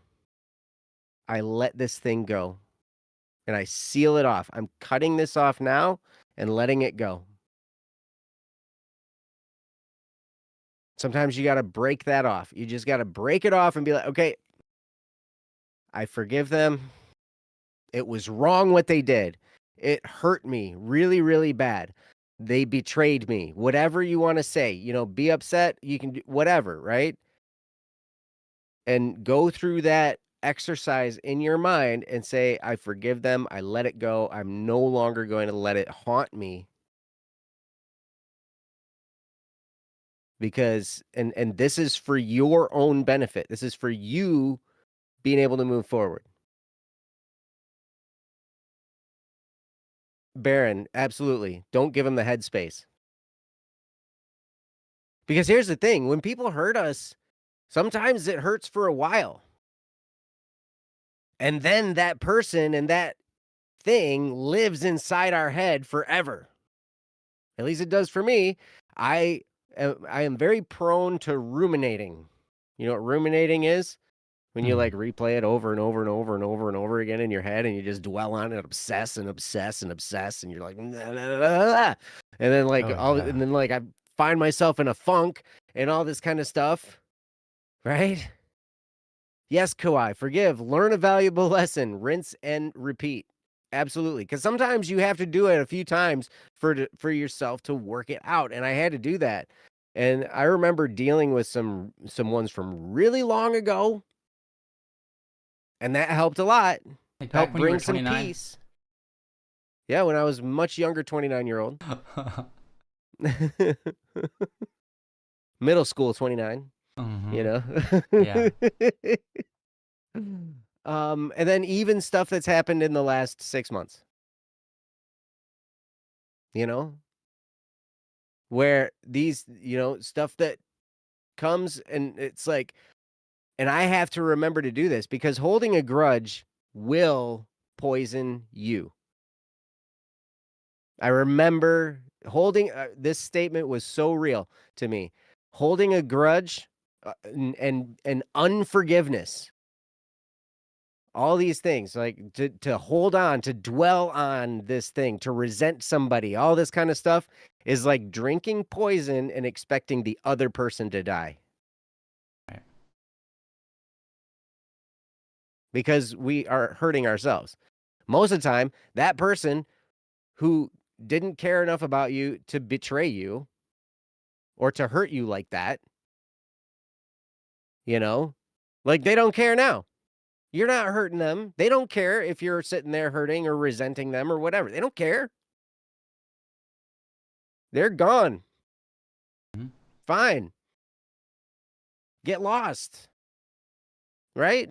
Sometimes that's the way it's got to go in your head. You got to be like, okay, yep, they're gone out of my life. So here's the thing.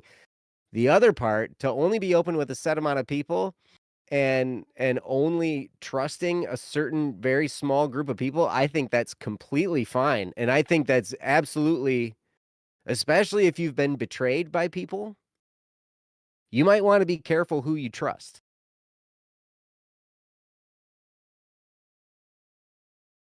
And here's the thing. It's not holding a grudge if you decide that, okay, so let's say you have a friend. They betray you, they hurt you in some way, whatever, and then they end up not being a part of your life anymore, right? Or whatever. You don't have to let them back into your life in order to not be holding a grudge against them. You cannot hold a grudge, but still keep them away from you. That doesn't mean you're still holding the grudge. Does that make sense? Because frankly, if someone, depending on the level of betrayal, depending on all that kind of stuff, hey, maybe you don't want to let them back into your life. Maybe they're not trustworthy.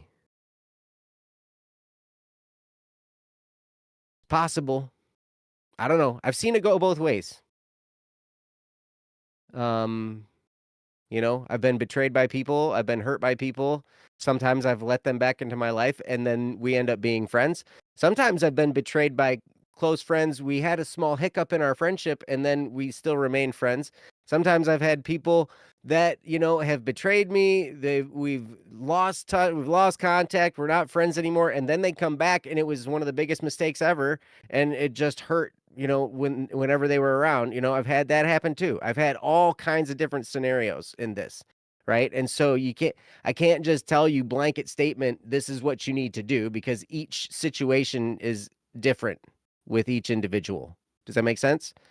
Mm-hmm. And I'm not a person to burn bridges. I've burned a couple bridges in my life.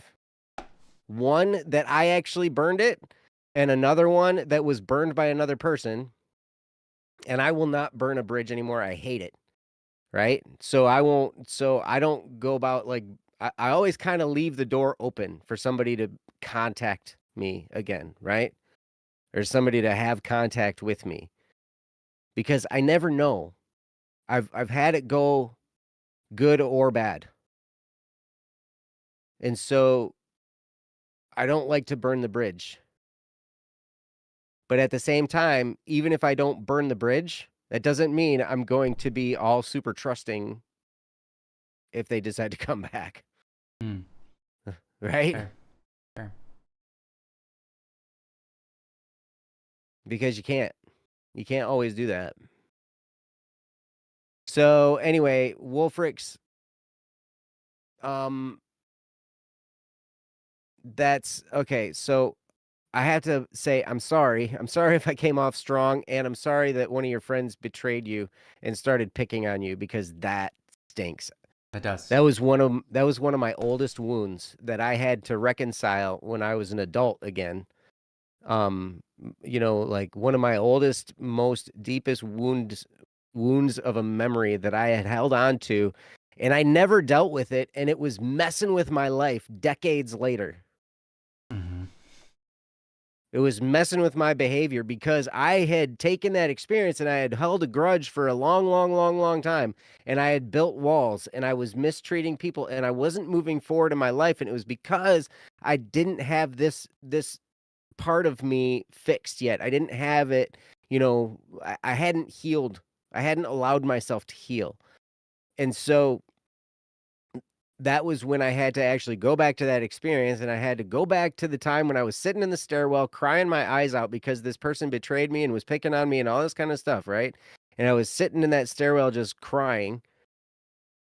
And a little 7th grade 29-year-old, right? Mm-hmm. I'm going to sound like a Nimrod. You were 29 when you were in 7th grade? Man, how many years you get held back? Yeah, about, let's see, well, 29 now, so that's also when I graduated. Yeah, hey. But I remember, and I had to go back in my mind to that experience. This is what I did through counseling, was I had to go back to that experience of sitting crying in the stairwell, just in that deep betrayal, that deep pain of betrayal, and forgive them in that moment. Forgive them while I was feeling the pain. And only then was I able to start healing and then begin moving forward with other areas that I needed healing in. So holding a grudge, I would say I don't recommend it.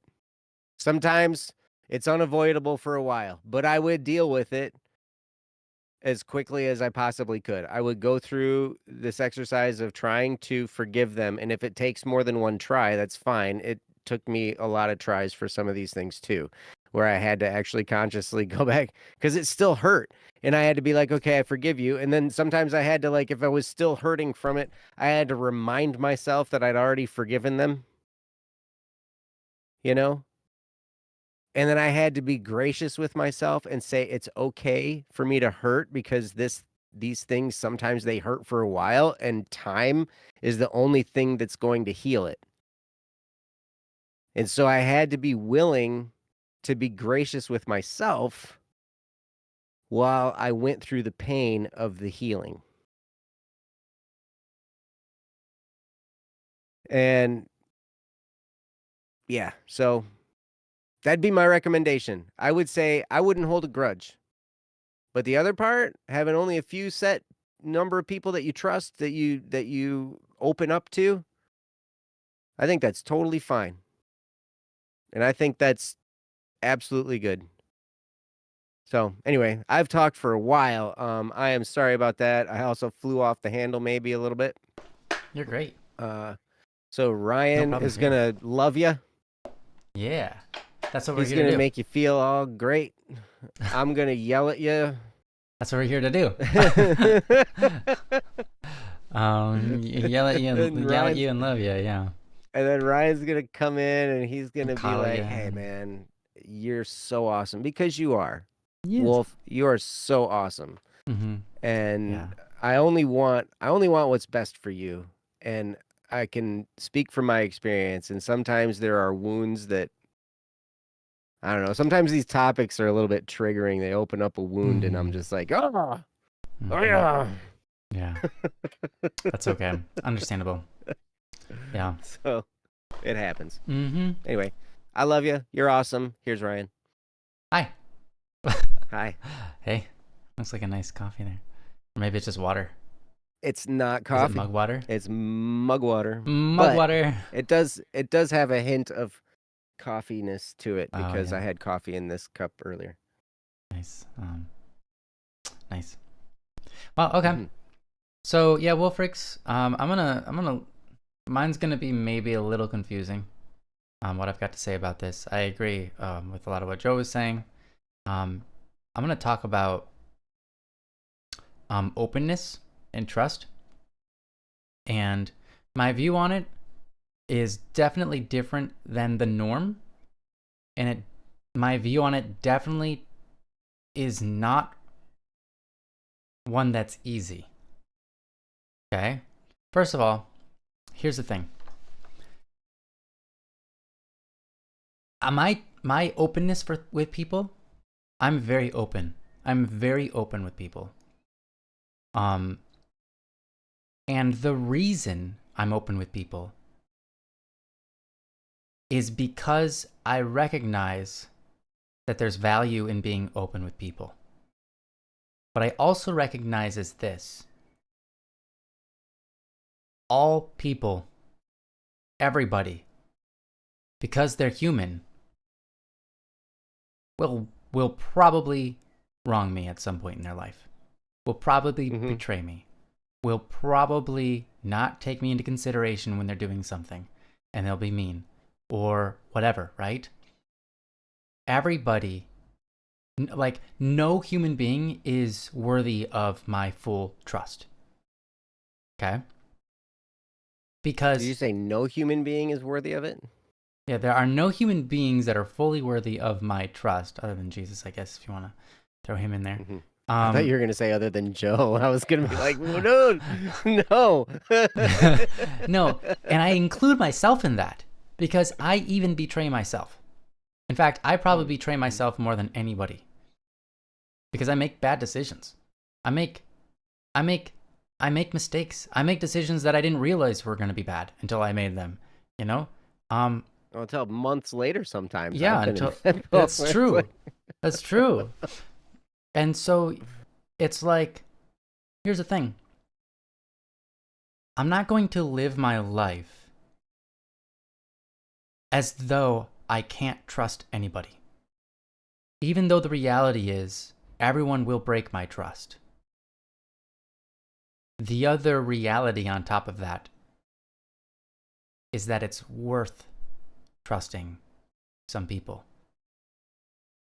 Because there is more to gain than there is to lose.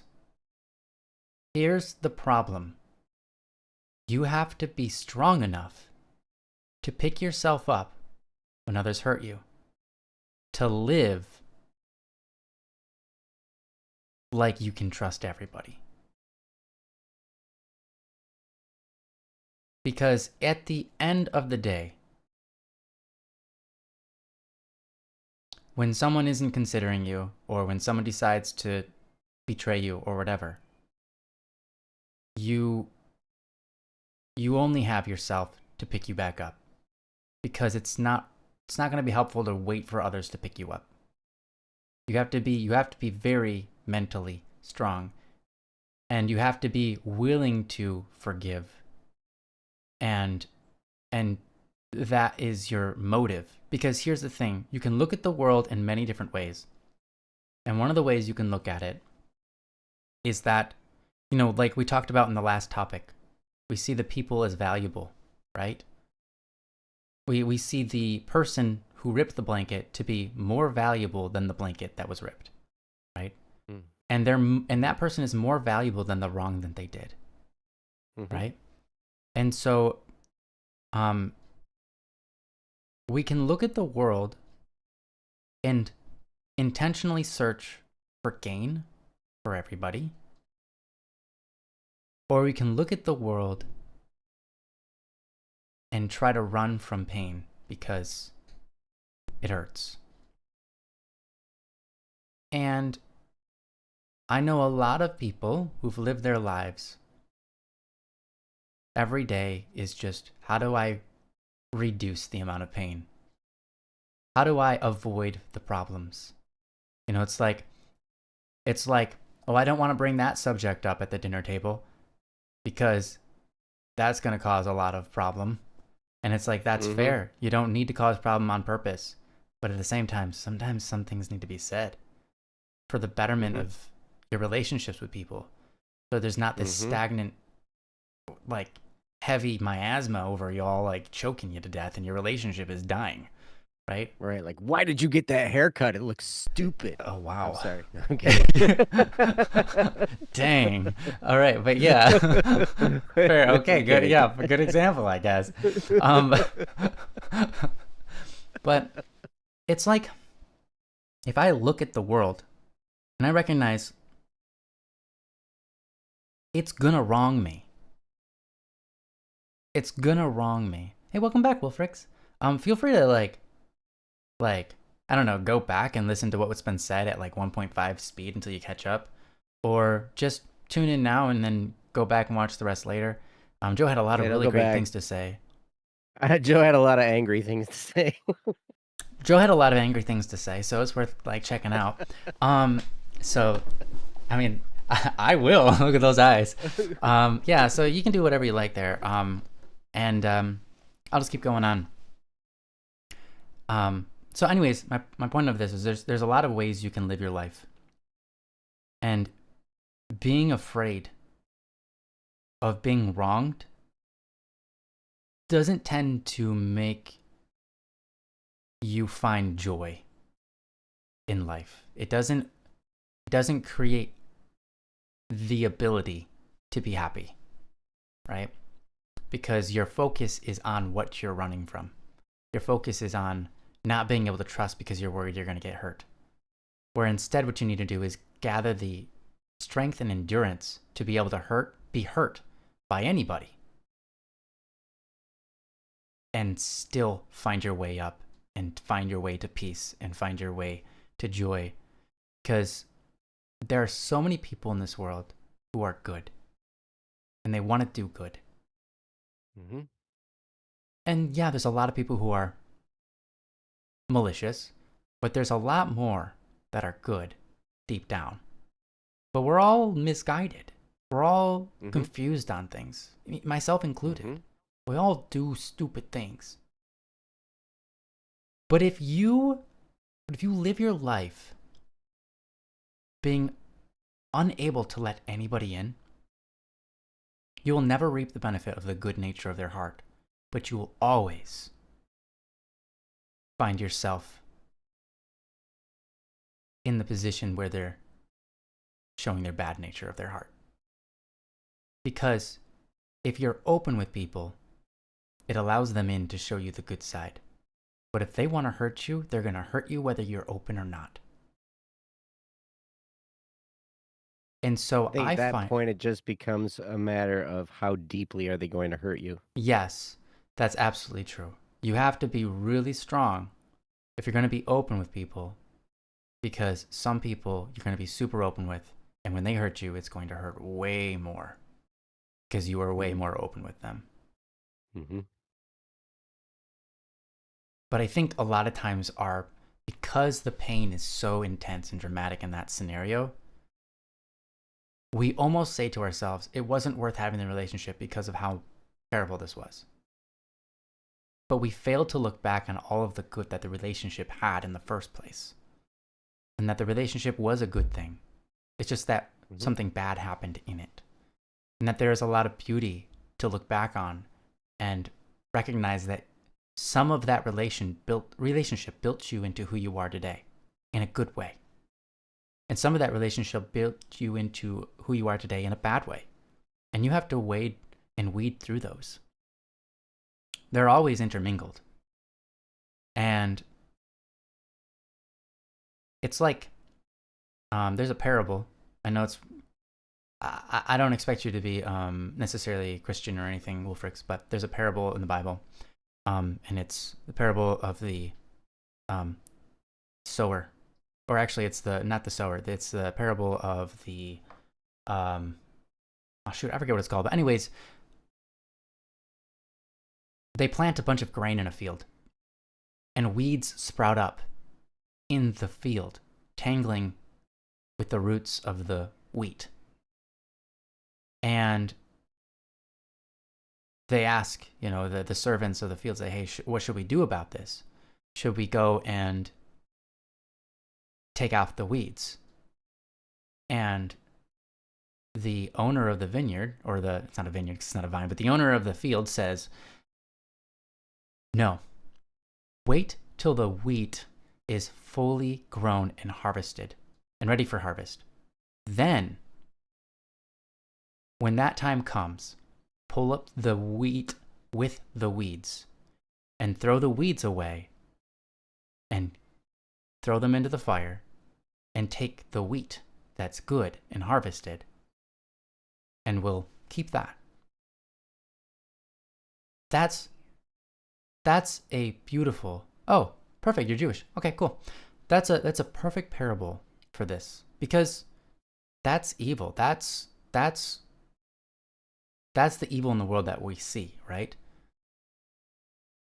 People will wrong us, but you got to take both, and you got to endure both, good and evil, so that you don't snuff out the good before it's fully realized. With wheat, if you just start de-weeding a field of wheat, you will kill all of the wheat with the weeds. Mm-hmm. You have to let them grow together. And at the end, you separate them when it's time, when the good has reached its full fruition. And I think that is life. That's our relationships with people sometimes. You're going to meet people, it's like, man, they're not all perfect, but they got some good in them, and they're worth being open to. They're worth teaching. They're worth being taught by. They're worth enduring, and they're worth the blessing that they are, and the gifts that they give. And so sometimes people will hurt you, but it doesn't mean you should just end it. And sometimes people will hurt you, and it's a very toxic relationship, and the best thing you can do is walk away and end it and wish them the best on their way, right? And just leave. Sometimes that is the truth. Sometimes that's what you got to do. And discerning those things can be very difficult. And my opinion is sometimes it's hard to discern that. If you haven't experienced it a whole lot, it can be hard to discern that. And I think it's better to not burn all of the good people out of your life just because there were a few bad ones. It's much better to get burned a little yourself and keep both the good and the bad so that you can have an abundance of good when it's done. Because you can always go back and forgive. You can always go back and look at the bad times and find something good out of them. But if you burn the good out of your life, you can't undo that. You can't You can't get back what you already burned. And so to me, that's true. To me, it's worth it. It's worth it to be open. It's worth it to be trusting, even though I know I'm going to get burned. Because people are more important than the pain that I receive from time to time from knowing that person. They're infinitely They're infinitely valuable. But the pain that I experience, that's just like a thing. It has a little bit of value. So it's like, okay, I'll take it. Being open with people, you can be open with people without being, you can be open with people without placing your life in their hands, right? Like your emotional state doesn't have to be dependent upon how other people think of you, right? Your emotional state doesn't have to be dependent upon how people celebrate you or whether they like you or they don't like you. You know, you can let those things determine how you are. It's like, I'm having a bad day today. Why? Oh, because Tommy said I looked ugly. It's like, okay, that's fair. But at the same time, why are you letting Tommy decide how you feel about your day? Tommy doesn't even like you. So, like, why would you give him that power over your emotional state over the day? Why would you give him the power to decide how your day was just because he said he didn't like you or he thought you were ugly or whatever? It's like, I think it's much better to recognize people can say stupid stuff, right? And just look at what they say and take it at face value, but don't let it decide how you feel. Don't let it control you. And so you can be open with people, open to their opinions, open to them with your own life. Like, hey, I'm really struggling here. Do you have any opinions on what I should do here? Like, you can be open with people about that kind of stuff. And at the same time, not let their response decide how you feel, right? Because that is a choice you can make. You can decide that you're like, you know, whatever they say, you know, it's like, hey, you know, I'm struggling with, it's like you could say, you know, I'm really sensitive about my weight, for example. I'm struggling with it. And you can tell people that, even though that's like a scary thing because you're vulnerable there. You already just said that that's a point of vulnerability to you and you could be hurt. And if they respond like, well, yeah, you should be, you're fat. It's like, ouch, right? But at the same time, they could respond with, oh yeah, I get that. That's rough. You know, here's some suggestions that I have. Here's some different ways, and they might help you. And instead, they also might just be like, what are you talking about? You're not fat at all, man. You look great. I think you look great. I would never call you fat. Like, maybe you are fat in some people's minds, but to me, I really like your image. And that could give you, you know, that can make you feel great. But in the end of the day, your openness doesn't have to be an emotional thing where you are like, well, depending on the response, it's going to be how I feel. You can go, I'm just looking to see how they respond. I'm looking to be open with them. I'm looking for the good that I can gain out of this. Any bad that I gain out of this, I'm just going to throw in the garbage because it's not really helpful. It's like, if they're going to be negative with my vulnerability, then I'm just going to take their negativity and just chuck it away because it's not building me up. It's not worthy of me putting my emotion into. It's not worthy of me putting my time and thought into. It's literally just a negative comment, meaning a comment from the abyss. It's a negative. It's like, just put it back where it belongs, into the abyss, right? The nothingness. It doesn't build anything. It takes away. So if someone makes a comment that doesn't build, it just takes away. Now, criticism can be building, right? So criticism is okay. But if they're just intent to be negative against you or towards you, you can take that negativity and put it where negativity belongs, which is in the abyss, with the negative realm, right? Just nothingness. It's pointless. You're trying to reduce my quality as a human being. You're trying to reduce my quality of life. It's like, well, I'm just going to take that comment because it doesn't have any value to me. I'm going to put in the valueless bucket, right? It's a really easy thing to understand, I think. And it can be done where you take a negative comment or a negative scenario, whatever it is, something that's reducing the image of your value, and just anything like that, just go, okay, that's a reduction. It doesn't help build me up. I'm looking to be built up. I'm looking to build myself into a better human being. This isn't doing that. Removed. Just take it, chuck it away. And so those are my thoughts. I think I'm open with a lot of people on a lot of things. There are certain things that I don't open up completely about with everybody. I think you do have to make that discernment. There are people that are worthy. There are certain people that have built themselves into a great character, right? They've built themselves up to be a very wonderful, good person. And there are people who have not built themselves up, right? And so when you're trying to discern, who do I trust to be open with? I think you look at their character. You say, has this person clearly worked on themselves to be a good person that I want to mimic in my life, that I want to aspire to be like? It's like, if that's the case, then it's probably okay to be open with them. But recognize at some point they're going to fail you, and that's okay. They're human. You fail yourself all the time. And don't give up on yourself just because you fail yourself. And don't give up on other people just because they fail you every once in a while. Does that exclude toxic relationships?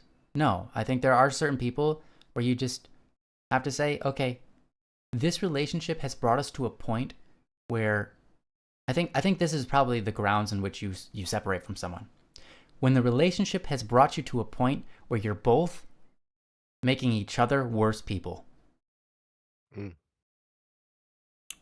If they're turning you into a worse person because of how they act, how they interact with the world, the things they say, so on and so forth, if they're turning you into a worse person when you're around them, that's a clear guide to say, okay, this person is not the kind of person I want to spend my time around. Because they're literally making me worse, right? And sometimes you get locked into a relationship. Your relationships lock you into this habitual cycle where your interactions are constantly just causing this spiral of destruction.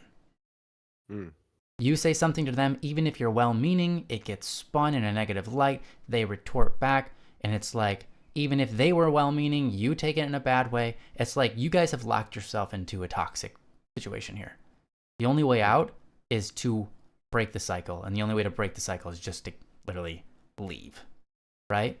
That happens sometimes. And it's okay to go, okay, this is what's happening, I'm leaving, right? It's okay. Because, again, you found yourself once again at the hole of abyss, where the relationship itself is the negative, which you can just throw away because it adds no value. It has no value, right? And so it's okay to throw those kinds of relationships away. And eventually, perhaps, there's a chance where you can restart them and build them from the ground up and make them good again. But you can only do that if you didn't burn the bridge. Yeah, but you can only do that if you didn't burn the bridge. That's so true. And even if you do that on occasion, it will just pick up where it left off and you'll find yourself resuming the toxic relationship. And that's happens. So just recognize people are people. Some are going to be great, some aren't. They're all worthy. Well, and they're all worth something. But yeah. It's not necessarily saying that that's a good or a bad person. It's just saying that sure, yeah, you absolutely. and that person together can create a toxic situation. It's not that that person is a bad person and they're gonna like all their relationships are terrible and they're bad. You know, like absolutely, you got to come to grips sometimes you just don't jive with somebody, right? Like you get you know, it's like yeah, it's not that they're gonna be bad to everybody in their life. It's not that they're toxic to everybody in their life. It's just that, you know, between, you know, you two or me and that other person or whoever, right? Like that situation is harmful and toxic, right? Yeah, absolutely. Absolutely. It's not necessarily your fault or their fault. It could be both of you just for whatever reason it's brought you to that point. You just chalk it up to demons, man. Just chalk it up to demons. And Could be. We are legion. yeah. So yeah, that's life. And so I would say, don't be afraid of life. Embrace it. Be willing to be vulnerable sometimes, knowing that it could get you hurt, but also knowing that as long as you recognize, hey, however I get hurt, I can get back up on my feet, you'll open the door to so much good that could happen that it's absolutely worth it.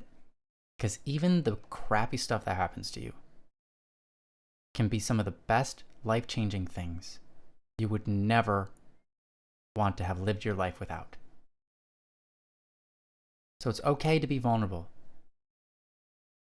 but don't expect it to be painless. But don't expect that pain to be all bad either, because pain is the opposite side of corn. Sorry, of a coin. Of corn. Pain is the other side of a coin. So there's corn, and then there's pain. There's corn and pain. They just corn and pain. Oh, pain corn. You know, it's corn. Yeah. There's a reason pain sounds like maize. You know, it's like kind of like similar sounds, right? Maize is the other word for corn. Anyways, pain exists because value exists. Everything has a price, right? And if you can't see, it's like when you go to the store and you buy something, depending on the value, you pay a specific price. And because humans are valuable, they experience pain, right? And so when you go through life and you experience pain, remind yourself of that. Recognize, like, hey, it's gonna happen because there's value that has been trampled on. It's like when you get hurt and you feel that pain, it's because you're valuable. You shouldn't have been hurt. But because you were, something was, something of value was treated incorrectly. So there's going to be pain. But there wouldn't be pain if there had no value. Just like we talked earlier about that blanket. If it was a blanket that was just a junk blanket, it got torn up and got holes in it, there'd be no pain associated with it. But because you had a specific value associated with it, now there's pain involved. And that's like you. So don't run from pain. Just you don't have to run into it. Don't run into it either.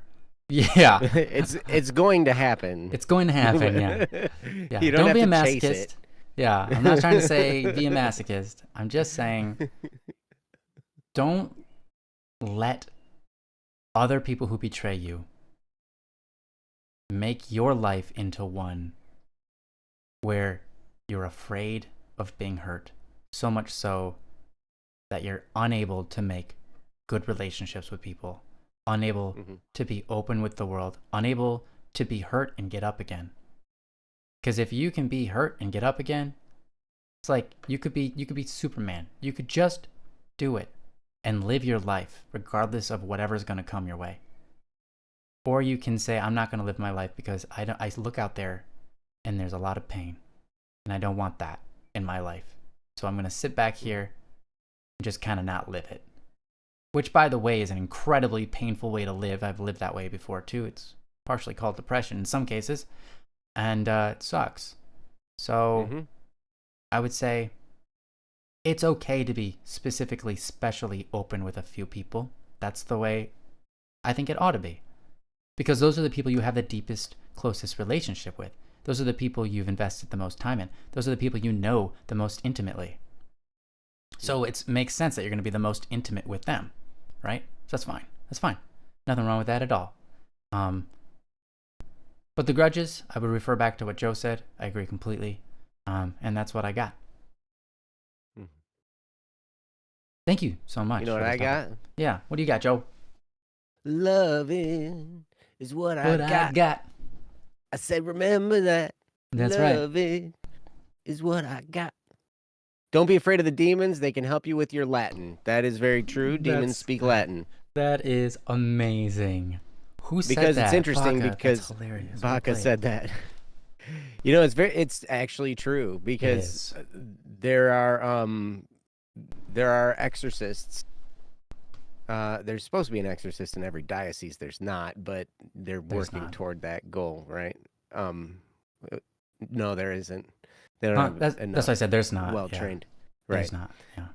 They, but it's always interesting when you talk to an exorcist or hear a talk from an exorcist or whatever. They definitely know their Latin because some of those, that's the way to get the language across. Demons are pretty legalistic. And so like they got to use like the word for word stuff or whatever. It's Mhm. crazy. Yeah, But it's kind of interesting. Yeah, so, that's one of the Baka, you're things. correct. They could help you with your Latin, but would you Hmm. trust them to? I don't know. I don't think I would necessarily take a lesson from them. You know, it's funny I though because mean, like yeah, there's many cases of people who've been possessed and they just start speaking Latin and it's like they don't know that language and they're speaking it on a conversational level, and it's absurd. hmm And then they know like then they're freed from their possession. And they're like, nah, I can't speak that. I yep. don't know what And that means at all. then they puke up nails and Oh, stuff that's like that, right. Yeah, for no yeah. reason, and Mm-hmm. Yeah, or climb up a wall and like hang out on the ceiling, whatever. You know, they do whatever they're gonna do. Kawhi. That's funny, but On wow, that's funny. so not true. That's funny. To some degree, I'll warrant you that. I'll to some degree. There's a bit of like at Well, least here's they're the honest thing with about themselves, I suppose. here's the thing about demonic honesty. Yes, there is demonic honesty, but it's a partial truth. Hmm. It's a truth that's spun, Right. much It's like not. Fox News and MSNBC do, Oh, all of them. right? Did you just say every news station, man? Yeah, well, those are the two big ones, right? Yeah. Like both Right. of them. They Mm. they take something true and then they twist it around, Mm-hmm. and then they make it slightly less true. Right. And then before you know it, you're talking about something else completely. And then it's Mm. like Yeah. it's ridiculous. It's truth, though, man. I'm speaking the truth. No, well, yeah, but Mm-hmm. then you twisted it. Yeah. So stop it. Stop being a jerk and stop being stupid. Like, and I'm not talking to you guys in the chat. I'm talking to MSNBC And and Fox demons. News and demons who That's probably great. run both of those news outlets. Absolutely. Conspiracy theory? No. All right. Anyways, it's the truth, man. I love you guys. I love you Yeah. guys. Awesome. One Well, of these thank you. days, I watch my podcast. It's gonna be great, Yeah, I'm and excited for it. I'm gonna argue both sides. Yeah, the only thing I don't like about that podcast idea, and you guys were talking about it last time, was all the Oh, swearing you you said you were heard going to it. be doing. Yeah. Did I say I was gonna swear Yeah, a you're lot? like, I'm going to swear. There's going to be a lot of swearing on the show. I didn't. Did I say a lot Yeah, of you said a swearing? lot. Uh-huh. I Oh, remember it. well, probably I not was gonna be a like, lot of swearing. come on, Joe. I think You I think there's going to be a can lot of do swearing better than potentially that. from the other parties. I F you, think, man. I'm yeah, getting out of that's here. You guys are true. just here to make us angry. It's like, well, kind of, yeah. Welcome to the show, dude. Like, yeah, I swear that all of you are Oh awesome. man, Thank you. Whoa, quite so. That's an asterisk, asterisk, asterisk, asterisk. I'm Asterisk. showing that. Wait, is there a 2-letter swear word? There is now. Dang. Quite so. Man. Such a dirty mouth. It looks like stars coming out of it. Throws Yes, lava so bad, cats. Joe. I swear that's the main swearing I'm gonna do is that swearing that all of you are awesome. Mm. I swear, you guys are awesome. Mm-hmm. That's so true. Thank you guys for being so awesome and for joining us on Don't Worry Wednesday. We're happy. We're so happy to be here. I felt like forever since I had done one of these. And I think when you miss 1 week, it's just like, it just feels like it's been months. It does. Yeah. It's weird, and then you come back, and then you're like sitting there, and you're like, oh, Mm-hmm. and then you have to host the show and produce it too, That's right. and you're like jump right back into the saddle, man. Like, Yeah. I threw Ryan back into it, like, Yeah. big time. It was great. Yeah, well, It's fun. now that we know that the internet's And you good did enough good. out here, that it's Mhm. great. I only missed putting the Mhm. topic on the screen 2 times out of 2. So pretty good. Because people reminded me in the Hey, chat because man, you guys are you're awesome. 2 for 2, man. Yeah, Perfect 2 for score. 2. Yeah, that is perfect score. 0 is as perfect as it gets. You know, 0 is more perfect than 100. In a way. Yeah. Yeah. So Cheers. Thanks To for that. thanks for the help, guys. You guys are awesome, and we love you. And I hope you guys have a wonderful rest of your week and rest of your life, even. But we do hope to see you on next Don't Worry Wednesday, where we'll be talking about whatever topics you give us. Feel free to give us some topics. DWWWednesday.com. We are, I would say we're running low. It's not exactly true, but the problem is all of our topics are from people who said they wanted to be here, and they haven't been able to be here for a long time. Because they have college, or they have university, or they have school, or they have work, or they have whatever. So we don't have any topics. Which is fine. We love you. Yeah. But yeah, feel free to go to don'tworrywednesday.com. Click the submit a topic button. Fill out the little form, the little formy form. Make sure you say you're a human. That's right. DWW in all capital caps. letters. You'll know when you get there. You'll see what I'm talking about. Yeah. I would be happy to do your topic. And if you don't, that's okay too, because we'll come back next week and we'll just come up with stuff to say. That's true. We can do that. We've showcased our abilities in that department. Are they good? I don't know. I think some good is brought out of them, but they're all good. We're here to do Don't Worry Wednesday. Us. What's it's us? Us. Of course, it's good. Oh yeah. Well, yeah. God made dirt. Dirt don't hurt. So, right. Exactly. God made us. And we're at least as good. I'm Joe Dirt. Yeah, I had a coworker call me that. Oh my gosh. What's up, Joe Dirt? I wasn't even dirty. I'm not a dirty person. Like, I clean myself. Like, I know how to do this. I know how to do it. I know how to do it. I'm sorry, man. When is the week with both hosts and community? That's a good question. We need to do that. Yeah. I agree. Let's see. Next week's the 20th, and then the week after that's the 27th, the week between Christmas and New Year's. I probably won't be here on January 3rd, I'll tell you that much. But that's like 3 weeks from now. Okay. Oh, what if we're both gone, guys? Do you guys want to do it all? Do you want to just community and the community host it? I'm kidding. You guys don't have the format or the files, but or the YouTube whatever stuff. Yeah. Like somebody would have to turn it on and turn it off again. Yeah. That would not. Yeah. And what spot is that, Kawhi? This. Always hit the spot. What spot? Which spot? Like the face? No, I think they mean the dog. Oh, the dog. Yeah, they always hit the dog. Like spot? Oh. Hey, fiery love. Nice. That's hot. That's some hot love right there. That's some hot love. It reminds me of the Immaculate Heart. The one that's on fire. It's got thorns on it. It's got the cross. It's awesome. Is that the one that's on fire? Yeah. Is it on fire? Yeah, it's on fire. With the barbed wire? Yeah. It's fire with the barbed wire. It's a rose. Rose thorn weaved. Oh, rose thorns. Yes, that's yeah. I always looked at it like it was barbed wire. I get it. That's because I'm a modernist. Yeah. That's fair. The fire and the barbed wire. Is it not the Immaculate Heart? I think it's the Immaculate Heart. I love fire. Yeah, it's on fire, I think. Fire and barbed wire. I love barbed wire on fire.